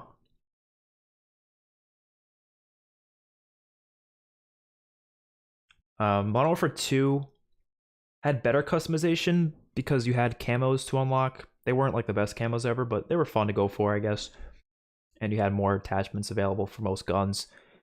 But it's not going to be that high. I'm going to give it a 5. I think that's fair. Black Ops 1, they added face paints and reticle customization, and gold camo was beautiful. All earned in game, but you obviously didn't have that much beyond that. More attachment options too than you could even in Modern Warfare 2. I'm gonna give it a 6. There still wasn't that much. It might be unpopular, but I didn't love a lot of it too. Like a lot of the camos in that game, like were kind of poop. Other than gold camo, I like the tiger one, and then the gold camo. That was it. So it's for its time it was special, but I just it doesn't really hold up much. Modern Warfare 3 definitely upped the customization in terms of the class customization, but I don't know. Oh, they added leveling up, leveling your guns, right? Honestly, that's probably enough to give it at least a 7. It's hard because a lot of these things do, I feel like, get better over time, but then some of the things don't. I don't know. This really makes you put into perspective a lot of things for COD. Soundtrack is going to be a weird one because that probably has no effect for multiplayer for most people, but I personally do. You put Cold War streaks in 7, I'd say 10. I just didn't like the score streak system in that game. That's what holds it back a bit. Black Ops 2, you obviously don't have as much as some of these other games like in this period here, but you do have a really good diamond and gold camo. You have pick 10 system. Oh, pick 10. Fuck me. I'm giving it a 10. No, but it's not the best version of pick 10 though. I'll give it a 9. I think a 9 is fair.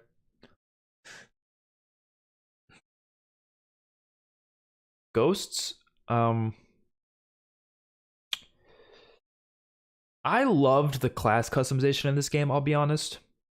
There's not that many cosmetics that I really loved in this game, but there was a lot of them. It's just they weren't like that great. But I love the class customization, so I'm actually going to give it an 8. That's actually pretty damn high, but I mean, it's got really cool stuff. Advanced Warfare is a 10. It's the only thing I think Advanced Warfare is going to get a 10 in. Advanced Warfare had some amazing customization. Now, I know supply drop system was annoying. I know. But it made the customization a lot more fun. Come on, those cosmetics, there were so many attached, like different things you could put on your character, different ways you can customize the way they look, their exosuits, all that stuff. The streaks had customization to it. Attachments, there was a bunch of good attachments. Pick 13 system, so you can customize your class way more than you could before. I mean, come on now, customization is phenomenal in Advanced Warfare. That was definitely one of the highlights of that game, for sure. Black Ops 3 was a little bit trimmed down compared to that, but it still had really good customization all around. There wasn't that many like earnable things. It was all just randomly through luck, just like Advanced Warfare, but It was still there. Oh, I guess you had the hero gear, right? The hero gear. I'm gonna give it a 9. The fucking hero gear was awesome. Vanguard customization has me torn. Love the wide open gunsmith and increased focus on operator skins, quips, executions. There's a lot of customization in that game, yeah, but I'm not sure if I like the fact that, yeah, they're not earnable, most of it. So that's the only issue there. The Vanguardian. Oh. If you can call someone a guardian for Infinite Warfare, I think that would be me, but I don't know what the word for it would be. Ghost introduced female characters as an automatic 10. I remember they showed that in the trailer. They showed like the female at the end. You should remake your multiplayer ranking video, but based on overalls from this chart. So what I'm doing, I talked about this in the beginning of the stream, but I'll repeat it because obviously not everyone was there.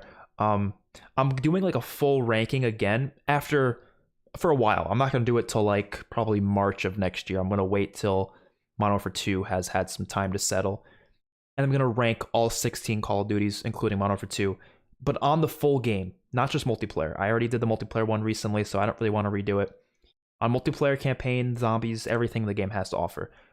And I wanted to just start it now, just start looking into how I feel about these games. And I was going to just do this on my own, but I decided to do it on stream because I thought it'd be fun to do it on stream.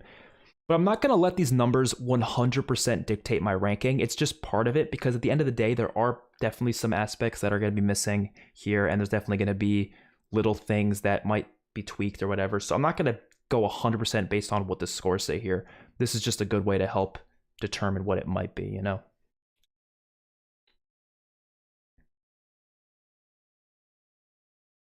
Infinite Warfare had custom announcer packs, mission team gear, challenge hero gear, weapon variants, pretty nice supply drop, camo streak variants, male/female voice option for your character. Yeah, oh yeah. Infinite Warfare is getting a 10. You didn't have to say that. I was going to give Infinite Warfare a 10. Infinite Warfare has so much to do. I mean, there is like never-ending content to grind for in Infinite Warfare. World War II is also going to get a 10. There was a lot of stuff to grind for in World War II. Black Ops 4, during its life cycle, wasn't that great because there wasn't enough to grind for in game, but now there's a bunch. And it definitely doesn't have as much customization as the last two CODs, but I definitely think it still is on the same level as Black Ops 3, so I'm still going to give it a 9 for sure. But Infinite Warfare's multiplayer has so fucking much to do. 5 out of 10 customization for last 3 CODs. Removing supply drops and / consistent earnable cosmetics beyond mastery camos. So yeah, this is going to be a tough one for these 3 because I do like Gunsmith and how that definitely increases customization. But when it comes to cosmetics, you obviously barely have any cosmetics to earn for. It's all in shops or battle passes. As for Modern Warfare 2018, I don't even like the cosmetics in this game. I think they're kind of shit, most of them. Gunsmith, though, like I said, it does add more customization to your guns, so I gotta give it at least a 5. Cold War, I like the Gunsmith stats more, but I do think there's less, like, really crazy things you could do with your gun. I like the cosmetics more as well. Like, there's a lot of cool cosmetics in this game. And there were some earnable cosmetics in the game. I don't know if it was more than Modern Warfare or not, but there were... They probably had equal amount of earnable stuff. It was all at launch. Like I did it like right when the game came out because it took like 2 minutes. There was like maybe like 10 to 15 skins or something, but they were all really like whatever skins, I guess. You had the Prestige shop too in Cold War. I guess they added that, so that was okay. I might give it a 6 for that, just because it at least had a couple extra things. Vanguard, I'm probably gonna go back with that one. Yes, you had all these other things, but a lot of it was useless to me, like the character quips and the MVP screen. It was all useless stuff. It was there, but it was useless to me. So yeah, same thing. You can't earn it, so I don't really care as much. That's kind of true.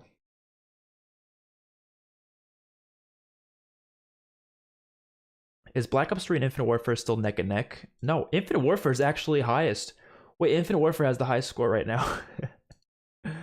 Man, Infinite Warfare is just fucking great. I'm sorry. I don't know how people hate this game. I don't get it. I don't get it. I don't know if it's going to end up at the highest spot at the end, but we'll see. You never played IWMP before?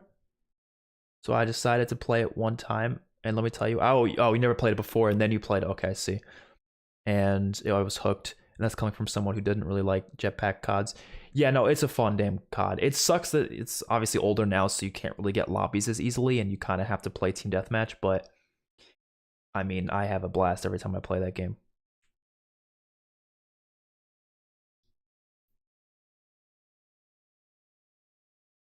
IW is better than Cold War facts. I probably like Infinite Warfare more than Cold War as a whole. Yeah. Yeah, you did have some events too that gave out free stuff. I kind of forgot about the events, but it wasn't enough. Wasn't enough, definitely. I'm probably gonna do the same thing for like zombies, campaign, stuff like that, but probably another day though. I don't think I'm gonna do it now because I can't be streaming forever. Oh, thank you, Chad, for removing those bots. I don't know why there's so many of them today. All right, features. So when it comes to features, what I mean by this is like it's kind of like the miscellaneous category where it's just like a bunch of other things, right? That's like not included in other stuff. So features could include like the firing range in like World War II. It could include the headquarters in World War II. It could include just little things. I get. I don't really know exactly the way to say. It's hard. There's so many little things that CODs can have. So I just wanted to include a category for that. It doesn't have to be unique to that game necessarily, but it helps to obviously be very unique to that game. It helps to be like one of the only CODs with that feature. I'm also kind of including like skill-based matchmaking in here because that is technically a feature and it's not really a feature I talked about in any of these other categories, so I'm gonna kind of include it there too, which sounds weird. I know I didn't really have a separate category for that. Or you think I should remove soundtracks and put matchmaking instead? Does anybody really think soundtrack should be its own thing? I think soundtracks are important. I do, but I know most people probably don't. So I don't know if I should even include it. I know it affects campaign and zombies way more, but I personally think it affects multiplayer as well. Like a lot of the nostalgia you have for the older CODs is mostly based on the soundtrack, you know? You know what maybe I could do? I could include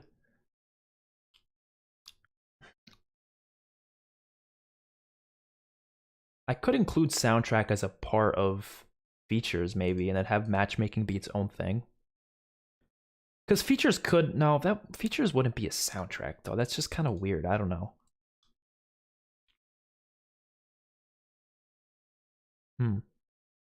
By the way, optimization is like graphics, animation, sounds, stability, like how many bugs and glitches. That's all in optimization, by the way.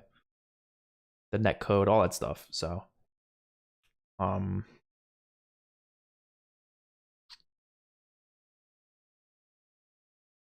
I don't know. Where do you think I should put? How do you think I should count skill-based matchmaking? I really don't know.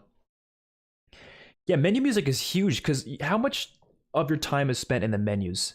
Exactly. Like you're spent in the menus probably like 90% of your time playing COD. So I think that's so important. And even just in game, like it really pumps you up like hearing some good ass music in the game and stuff. So I think it's important.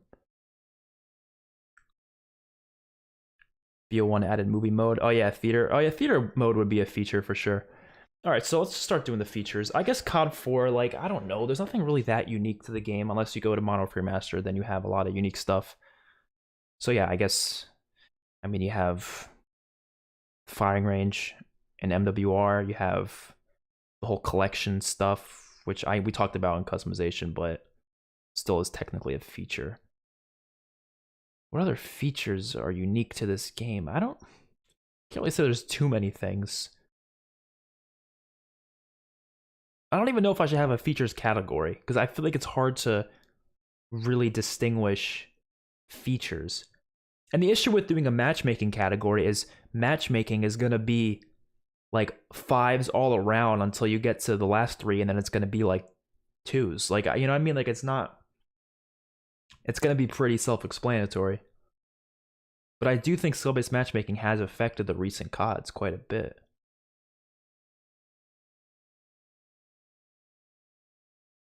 I don't know.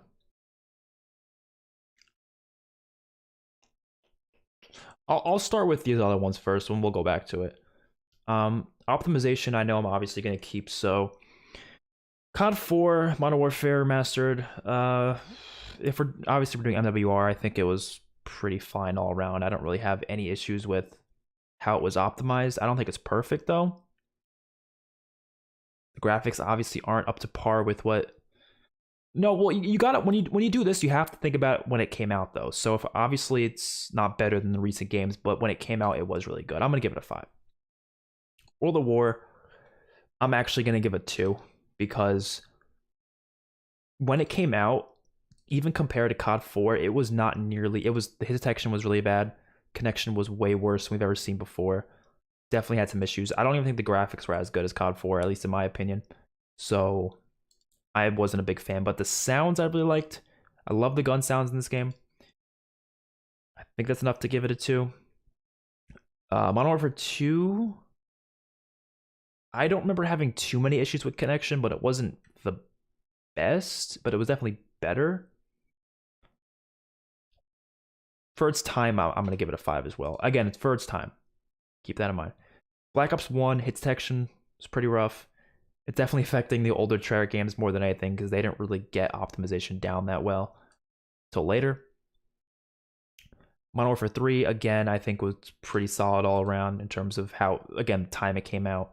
Black Ops 2 significantly improved, but still had a ton of connection issues. And hacking was rampant in this game. It was even rampant, like, only a few years after it came out. So it was, hacking got this game really fast. Ghosts, I think, not in terms of visuals and stuff, because visuals are,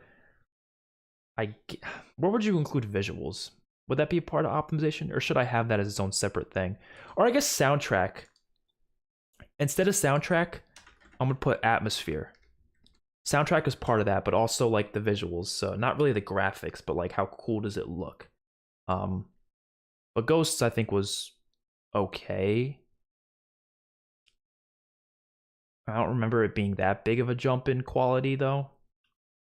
It was the first COD that was on multiple consoles, so I think that was the biggest problem, where they had to have 2 different versions of it. Remove features and add 5% weight to customization. Yeah, that could be a good idea. I want something to like talk about those other features in the game though, you know what I mean? That's the only thing I'm thinking about.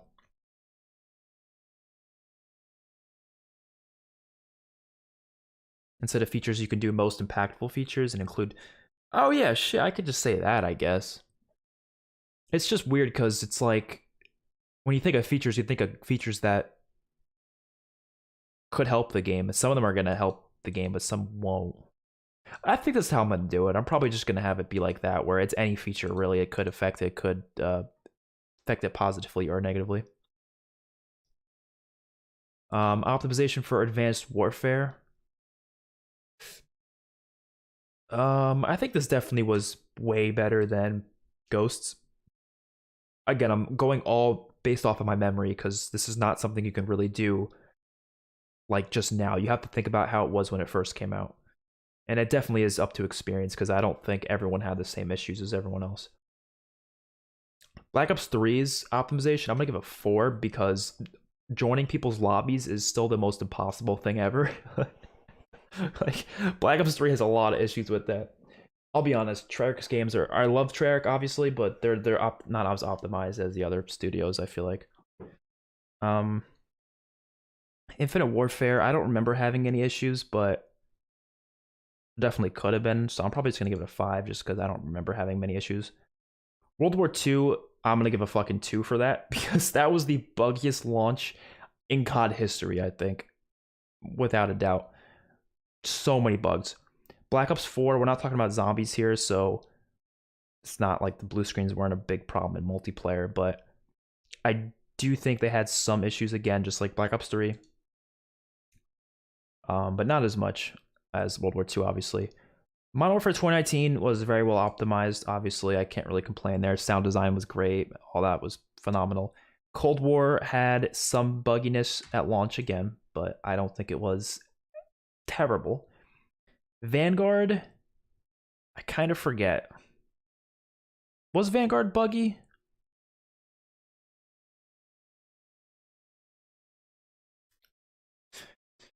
Any unique features not included in other games? Ghost map interactions, Vanguard destructible cover. Yeah, that's what I'm thinking should be in features, but I'm probably also going to talk a little bit about skill-based matchmaking just because I gotta talk about that somewhere, you know? I kind of forget about Vanguard. I don't think it was that bad. I feel like if I would remember it, it probably would have been bad, right?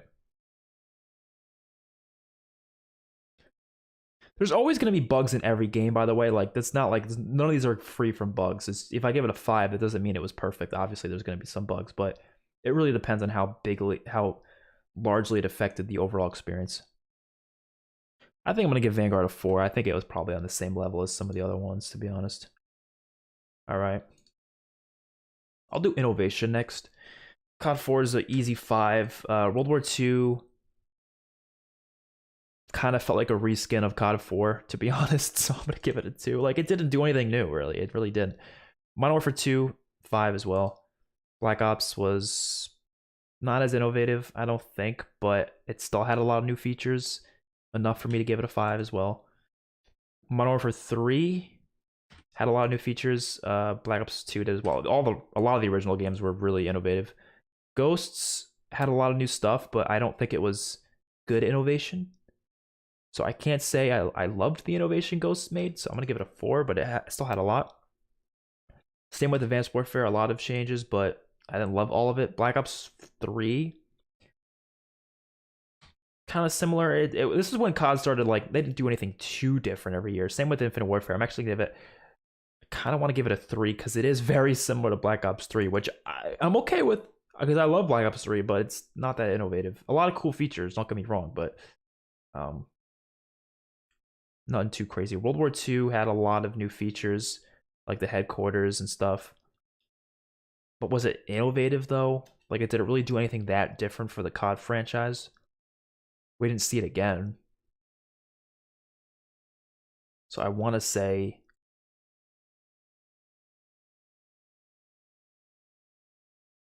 4? I don't know. I might go back and look at this again. Black Ops 4, I loved the changes they made. It didn't change the franchise though, but I don't does it really have to though? I think innovation's more about how different was it from the games that came prior. I don't think it has to really change it that much. So I could just say 5 for that. Advanced Warfare was very different. I'll give it a 5 as well. I think that's the way I want to talk about innovation, is how different is it from the games that came before. Modern Warfare 2019 did as well. Cold War was not as innovative as Modern Warfare 2019, but it had some changes here and there. And Vanguard, I want to give it a 3. Its innovations were like nothing that like, it was like, oh, add more attachments to the gunsmith. Like, that's not a big innovation, you know?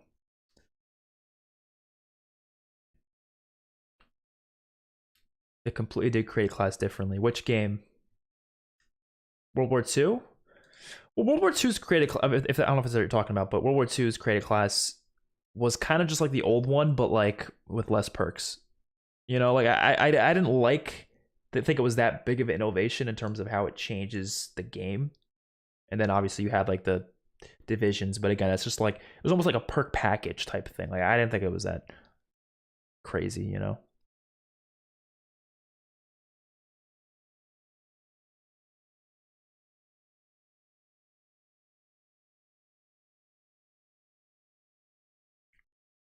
Vanguard had some stability issues. Amos I already read that.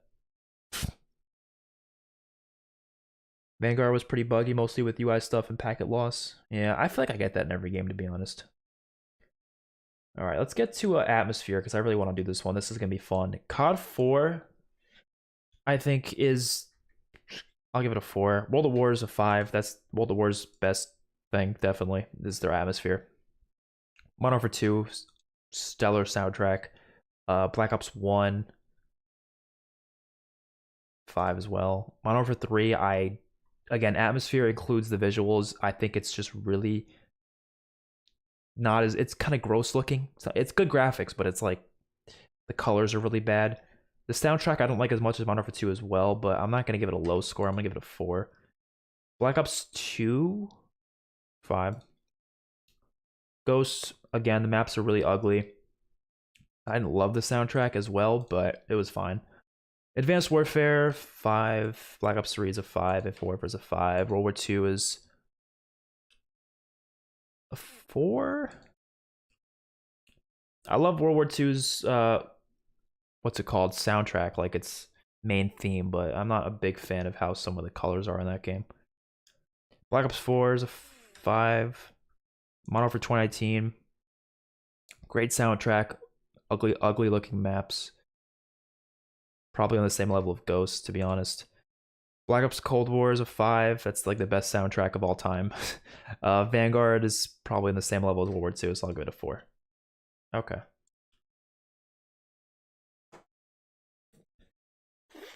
I think Infinite Warfare is actually about to get the highest score, which is insane because when I would rate the COD multiplayers, I usually wouldn't put it at the highest spot, you know? Okay. So I guess features, it's really hard to say because I don't really know. I don't know what that means, really. It could be a lot of things.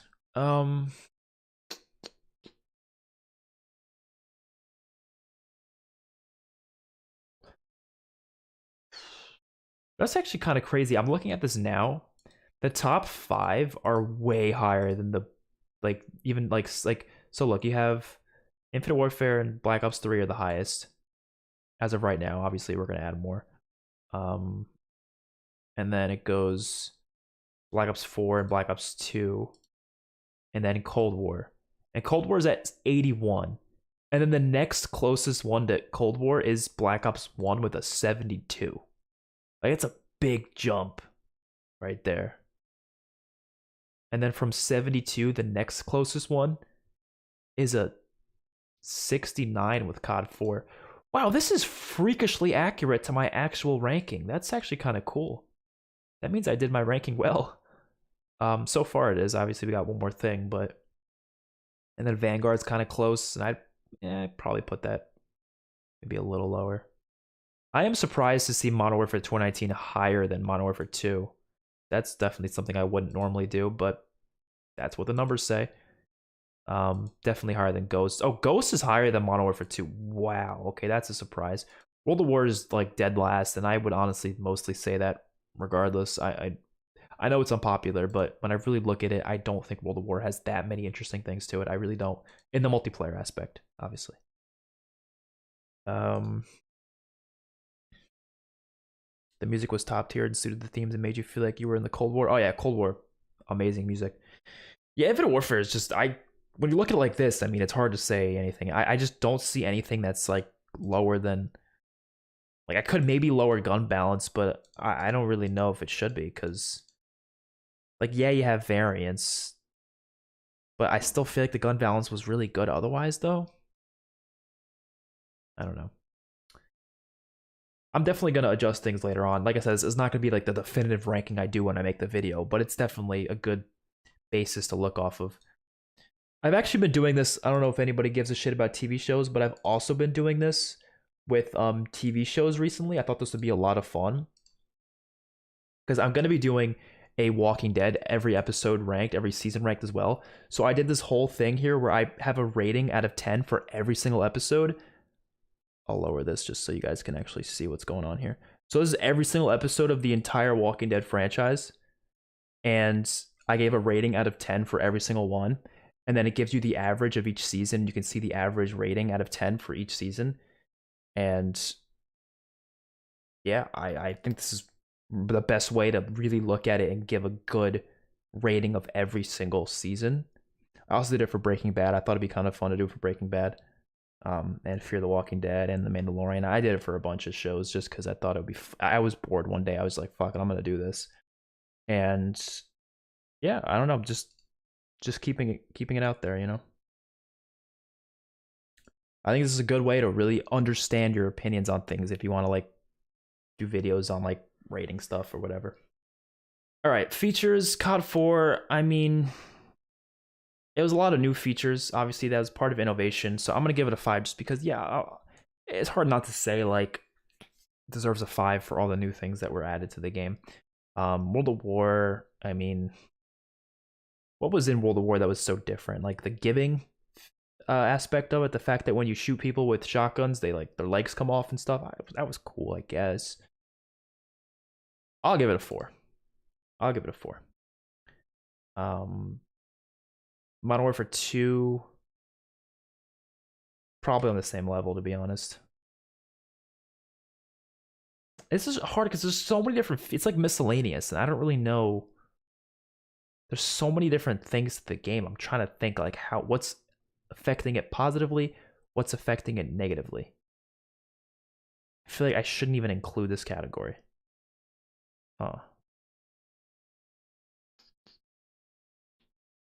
Is there any other aspect of COD that I'm missing that could be attributed to every single game? Have you seen Star Wars Andor? Yeah, I've seen the first 4 episodes, and I do agree it is fire. I was doing reactions to it on my other channel, but I actually just stopped doing them because they were getting like no views, and Disney fucking hates apparently those reactions. They just block all of them, and so I just gave up. I was like, I'm not doing reactions to Andor anymore. I'm still gonna watch it though, but I'm just not gonna do reactions to it. But I'm really enjoying it. I haven't watched episode 5 yet. What can be in this category? I don't know, bro. Another bot? Damn, that is crazy. I guess I could say,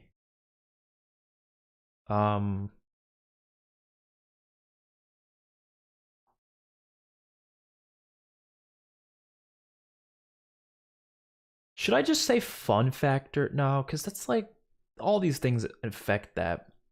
And that's obviously subjective, but I think I should maybe say that because I think it does matter to a degree. I don't know.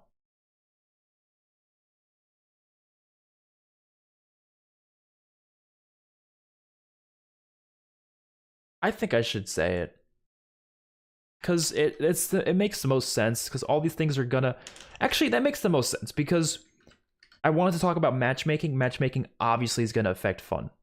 That's obviously gonna play a role in that. So I'm gonna include fun factor. That is perfect. And I'm talking fun factor for like from the moment it launched to today. So anytime I played it from then on now, I'm gonna do that. What about content creation factor? Yeah, I guess that kind of is included in fun factor then, right? Because it's like the fun does kind of the amount of how much community is actually involved in the game does affect how much I'm gonna enjoy it. So that's a good point because that would kind of be included in this. COD 4 I thought was a blast when it was first out. I don't think it stood the test of time completely over time, but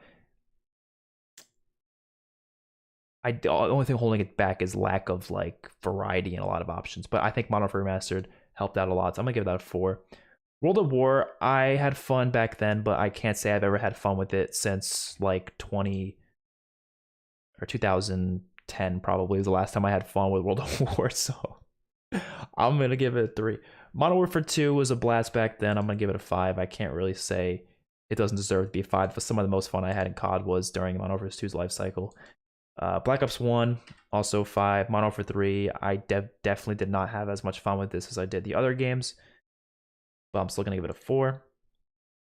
Black Ops 2, it's 5. Ghosts, 3. Advanced Warfare, probably a 4. Black Ops 3, 5. Infinite Warfare, as much as I fucking love this game, the fact that there was not enough people playing it, no one really gave a shit about it, I do feel like I didn't have as much fun with this as I wish I did. And I definitely feel like I only really had a good time with this more recently, like the past couple years. So I'm probably just gonna give it a. It's hard to. It's really hurtful to say, but a 3. No, but it has so much to do. I'm gonna give it a 4. I have to give it a 4 at least. I'm taking a 1 point off. That's it.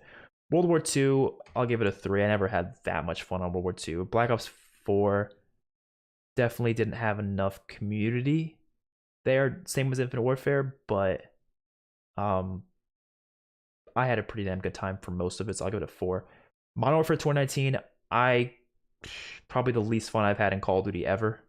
No, that's not true, but almost. I'll give it a 2. Black Ops Cold War was definitely a way higher, and then Vanguard is a 1. Vanguard is gonna be the lowest one. It's hard to say it's just the game that affects it. It's also the community and everything, but no, I'll give Cold War 3 because of skill-based matchmaking, actually. Okay, that's it. We done. We done. We completely done now. All right. You know what I'm gonna do? I'm gonna take this, copy it. The reason I want to keep this one up here, I want to keep that intact, but what I can do now is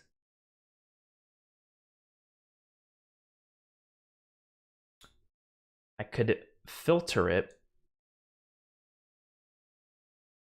I don't want to filter the other one, so I'm just gonna filter this one. I forget how to filter. I'll figure it out though. Filter, create new filter. I know how to do it in Excel, but I'll figure it out. Don't worry. Oh, there we go. Sort by value. Oh, it's filter. No, I don't want to filter. I want to sort. Or is filter the right option? Oh, it does work. Never mind. Z to A. Okay, so they count Z as higher numbers, I guess. Okay. So this is the definitive ranking then. Oh, the one that I did. Obviously, this is not complete, though.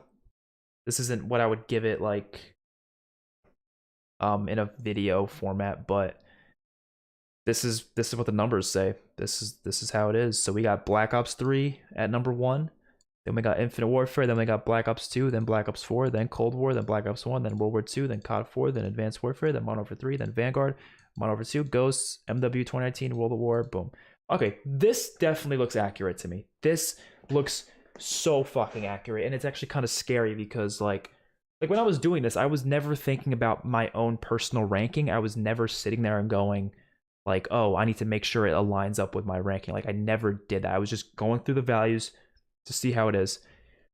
And oddly enough, it is almost identical to my actual ranking. It's not quite there though. It's not quite there. So top 2 actually tied. It's that they're both at 91, so technically it's not higher than that, but they're basically tied, so you could say they're both there. But in my actual ranking, these CODs are at the top 5 for sure. They're not in this order, but they are in the top 5. Then Black Ops 1 is always at my 6th spot, so yeah, that's true. World War 2 and COD 4 usually switch between each other here, so that's pretty accurate. Advanced Warfare and MW3 are usually around here. Vanguard's usually around here. Modern Warfare 2 is usually a little bit higher than this, but I guess it's lower in the numbers. And then Ghosts is usually towards the bottom. Modern Warfare 2018 is usually towards the bottom. World at War is always at the bottom. Fucking really accurate. That is amazing. Okay. I did not think that would happen, but it kind of did. Infinite Warfare definitely got a lot higher than it usually does, though. I usually put it like at 4 or something, but it is pretty much on par with BO3, which is... I'm not against that. I fucking love that game. You can clearly see which studio I like the most, though, based on the color-coded things between the studios. You can clearly tell I fucking... Treyarch is the ones that I prefer. Even Infinite Warfare, like it's an Infinity Ward game, but it feels like a Treyarch game, so, you know. And then Sledgehammer games are usually towards the middle, usually. So yeah, that's pretty accurate, to be honest. I'm not surprised at all.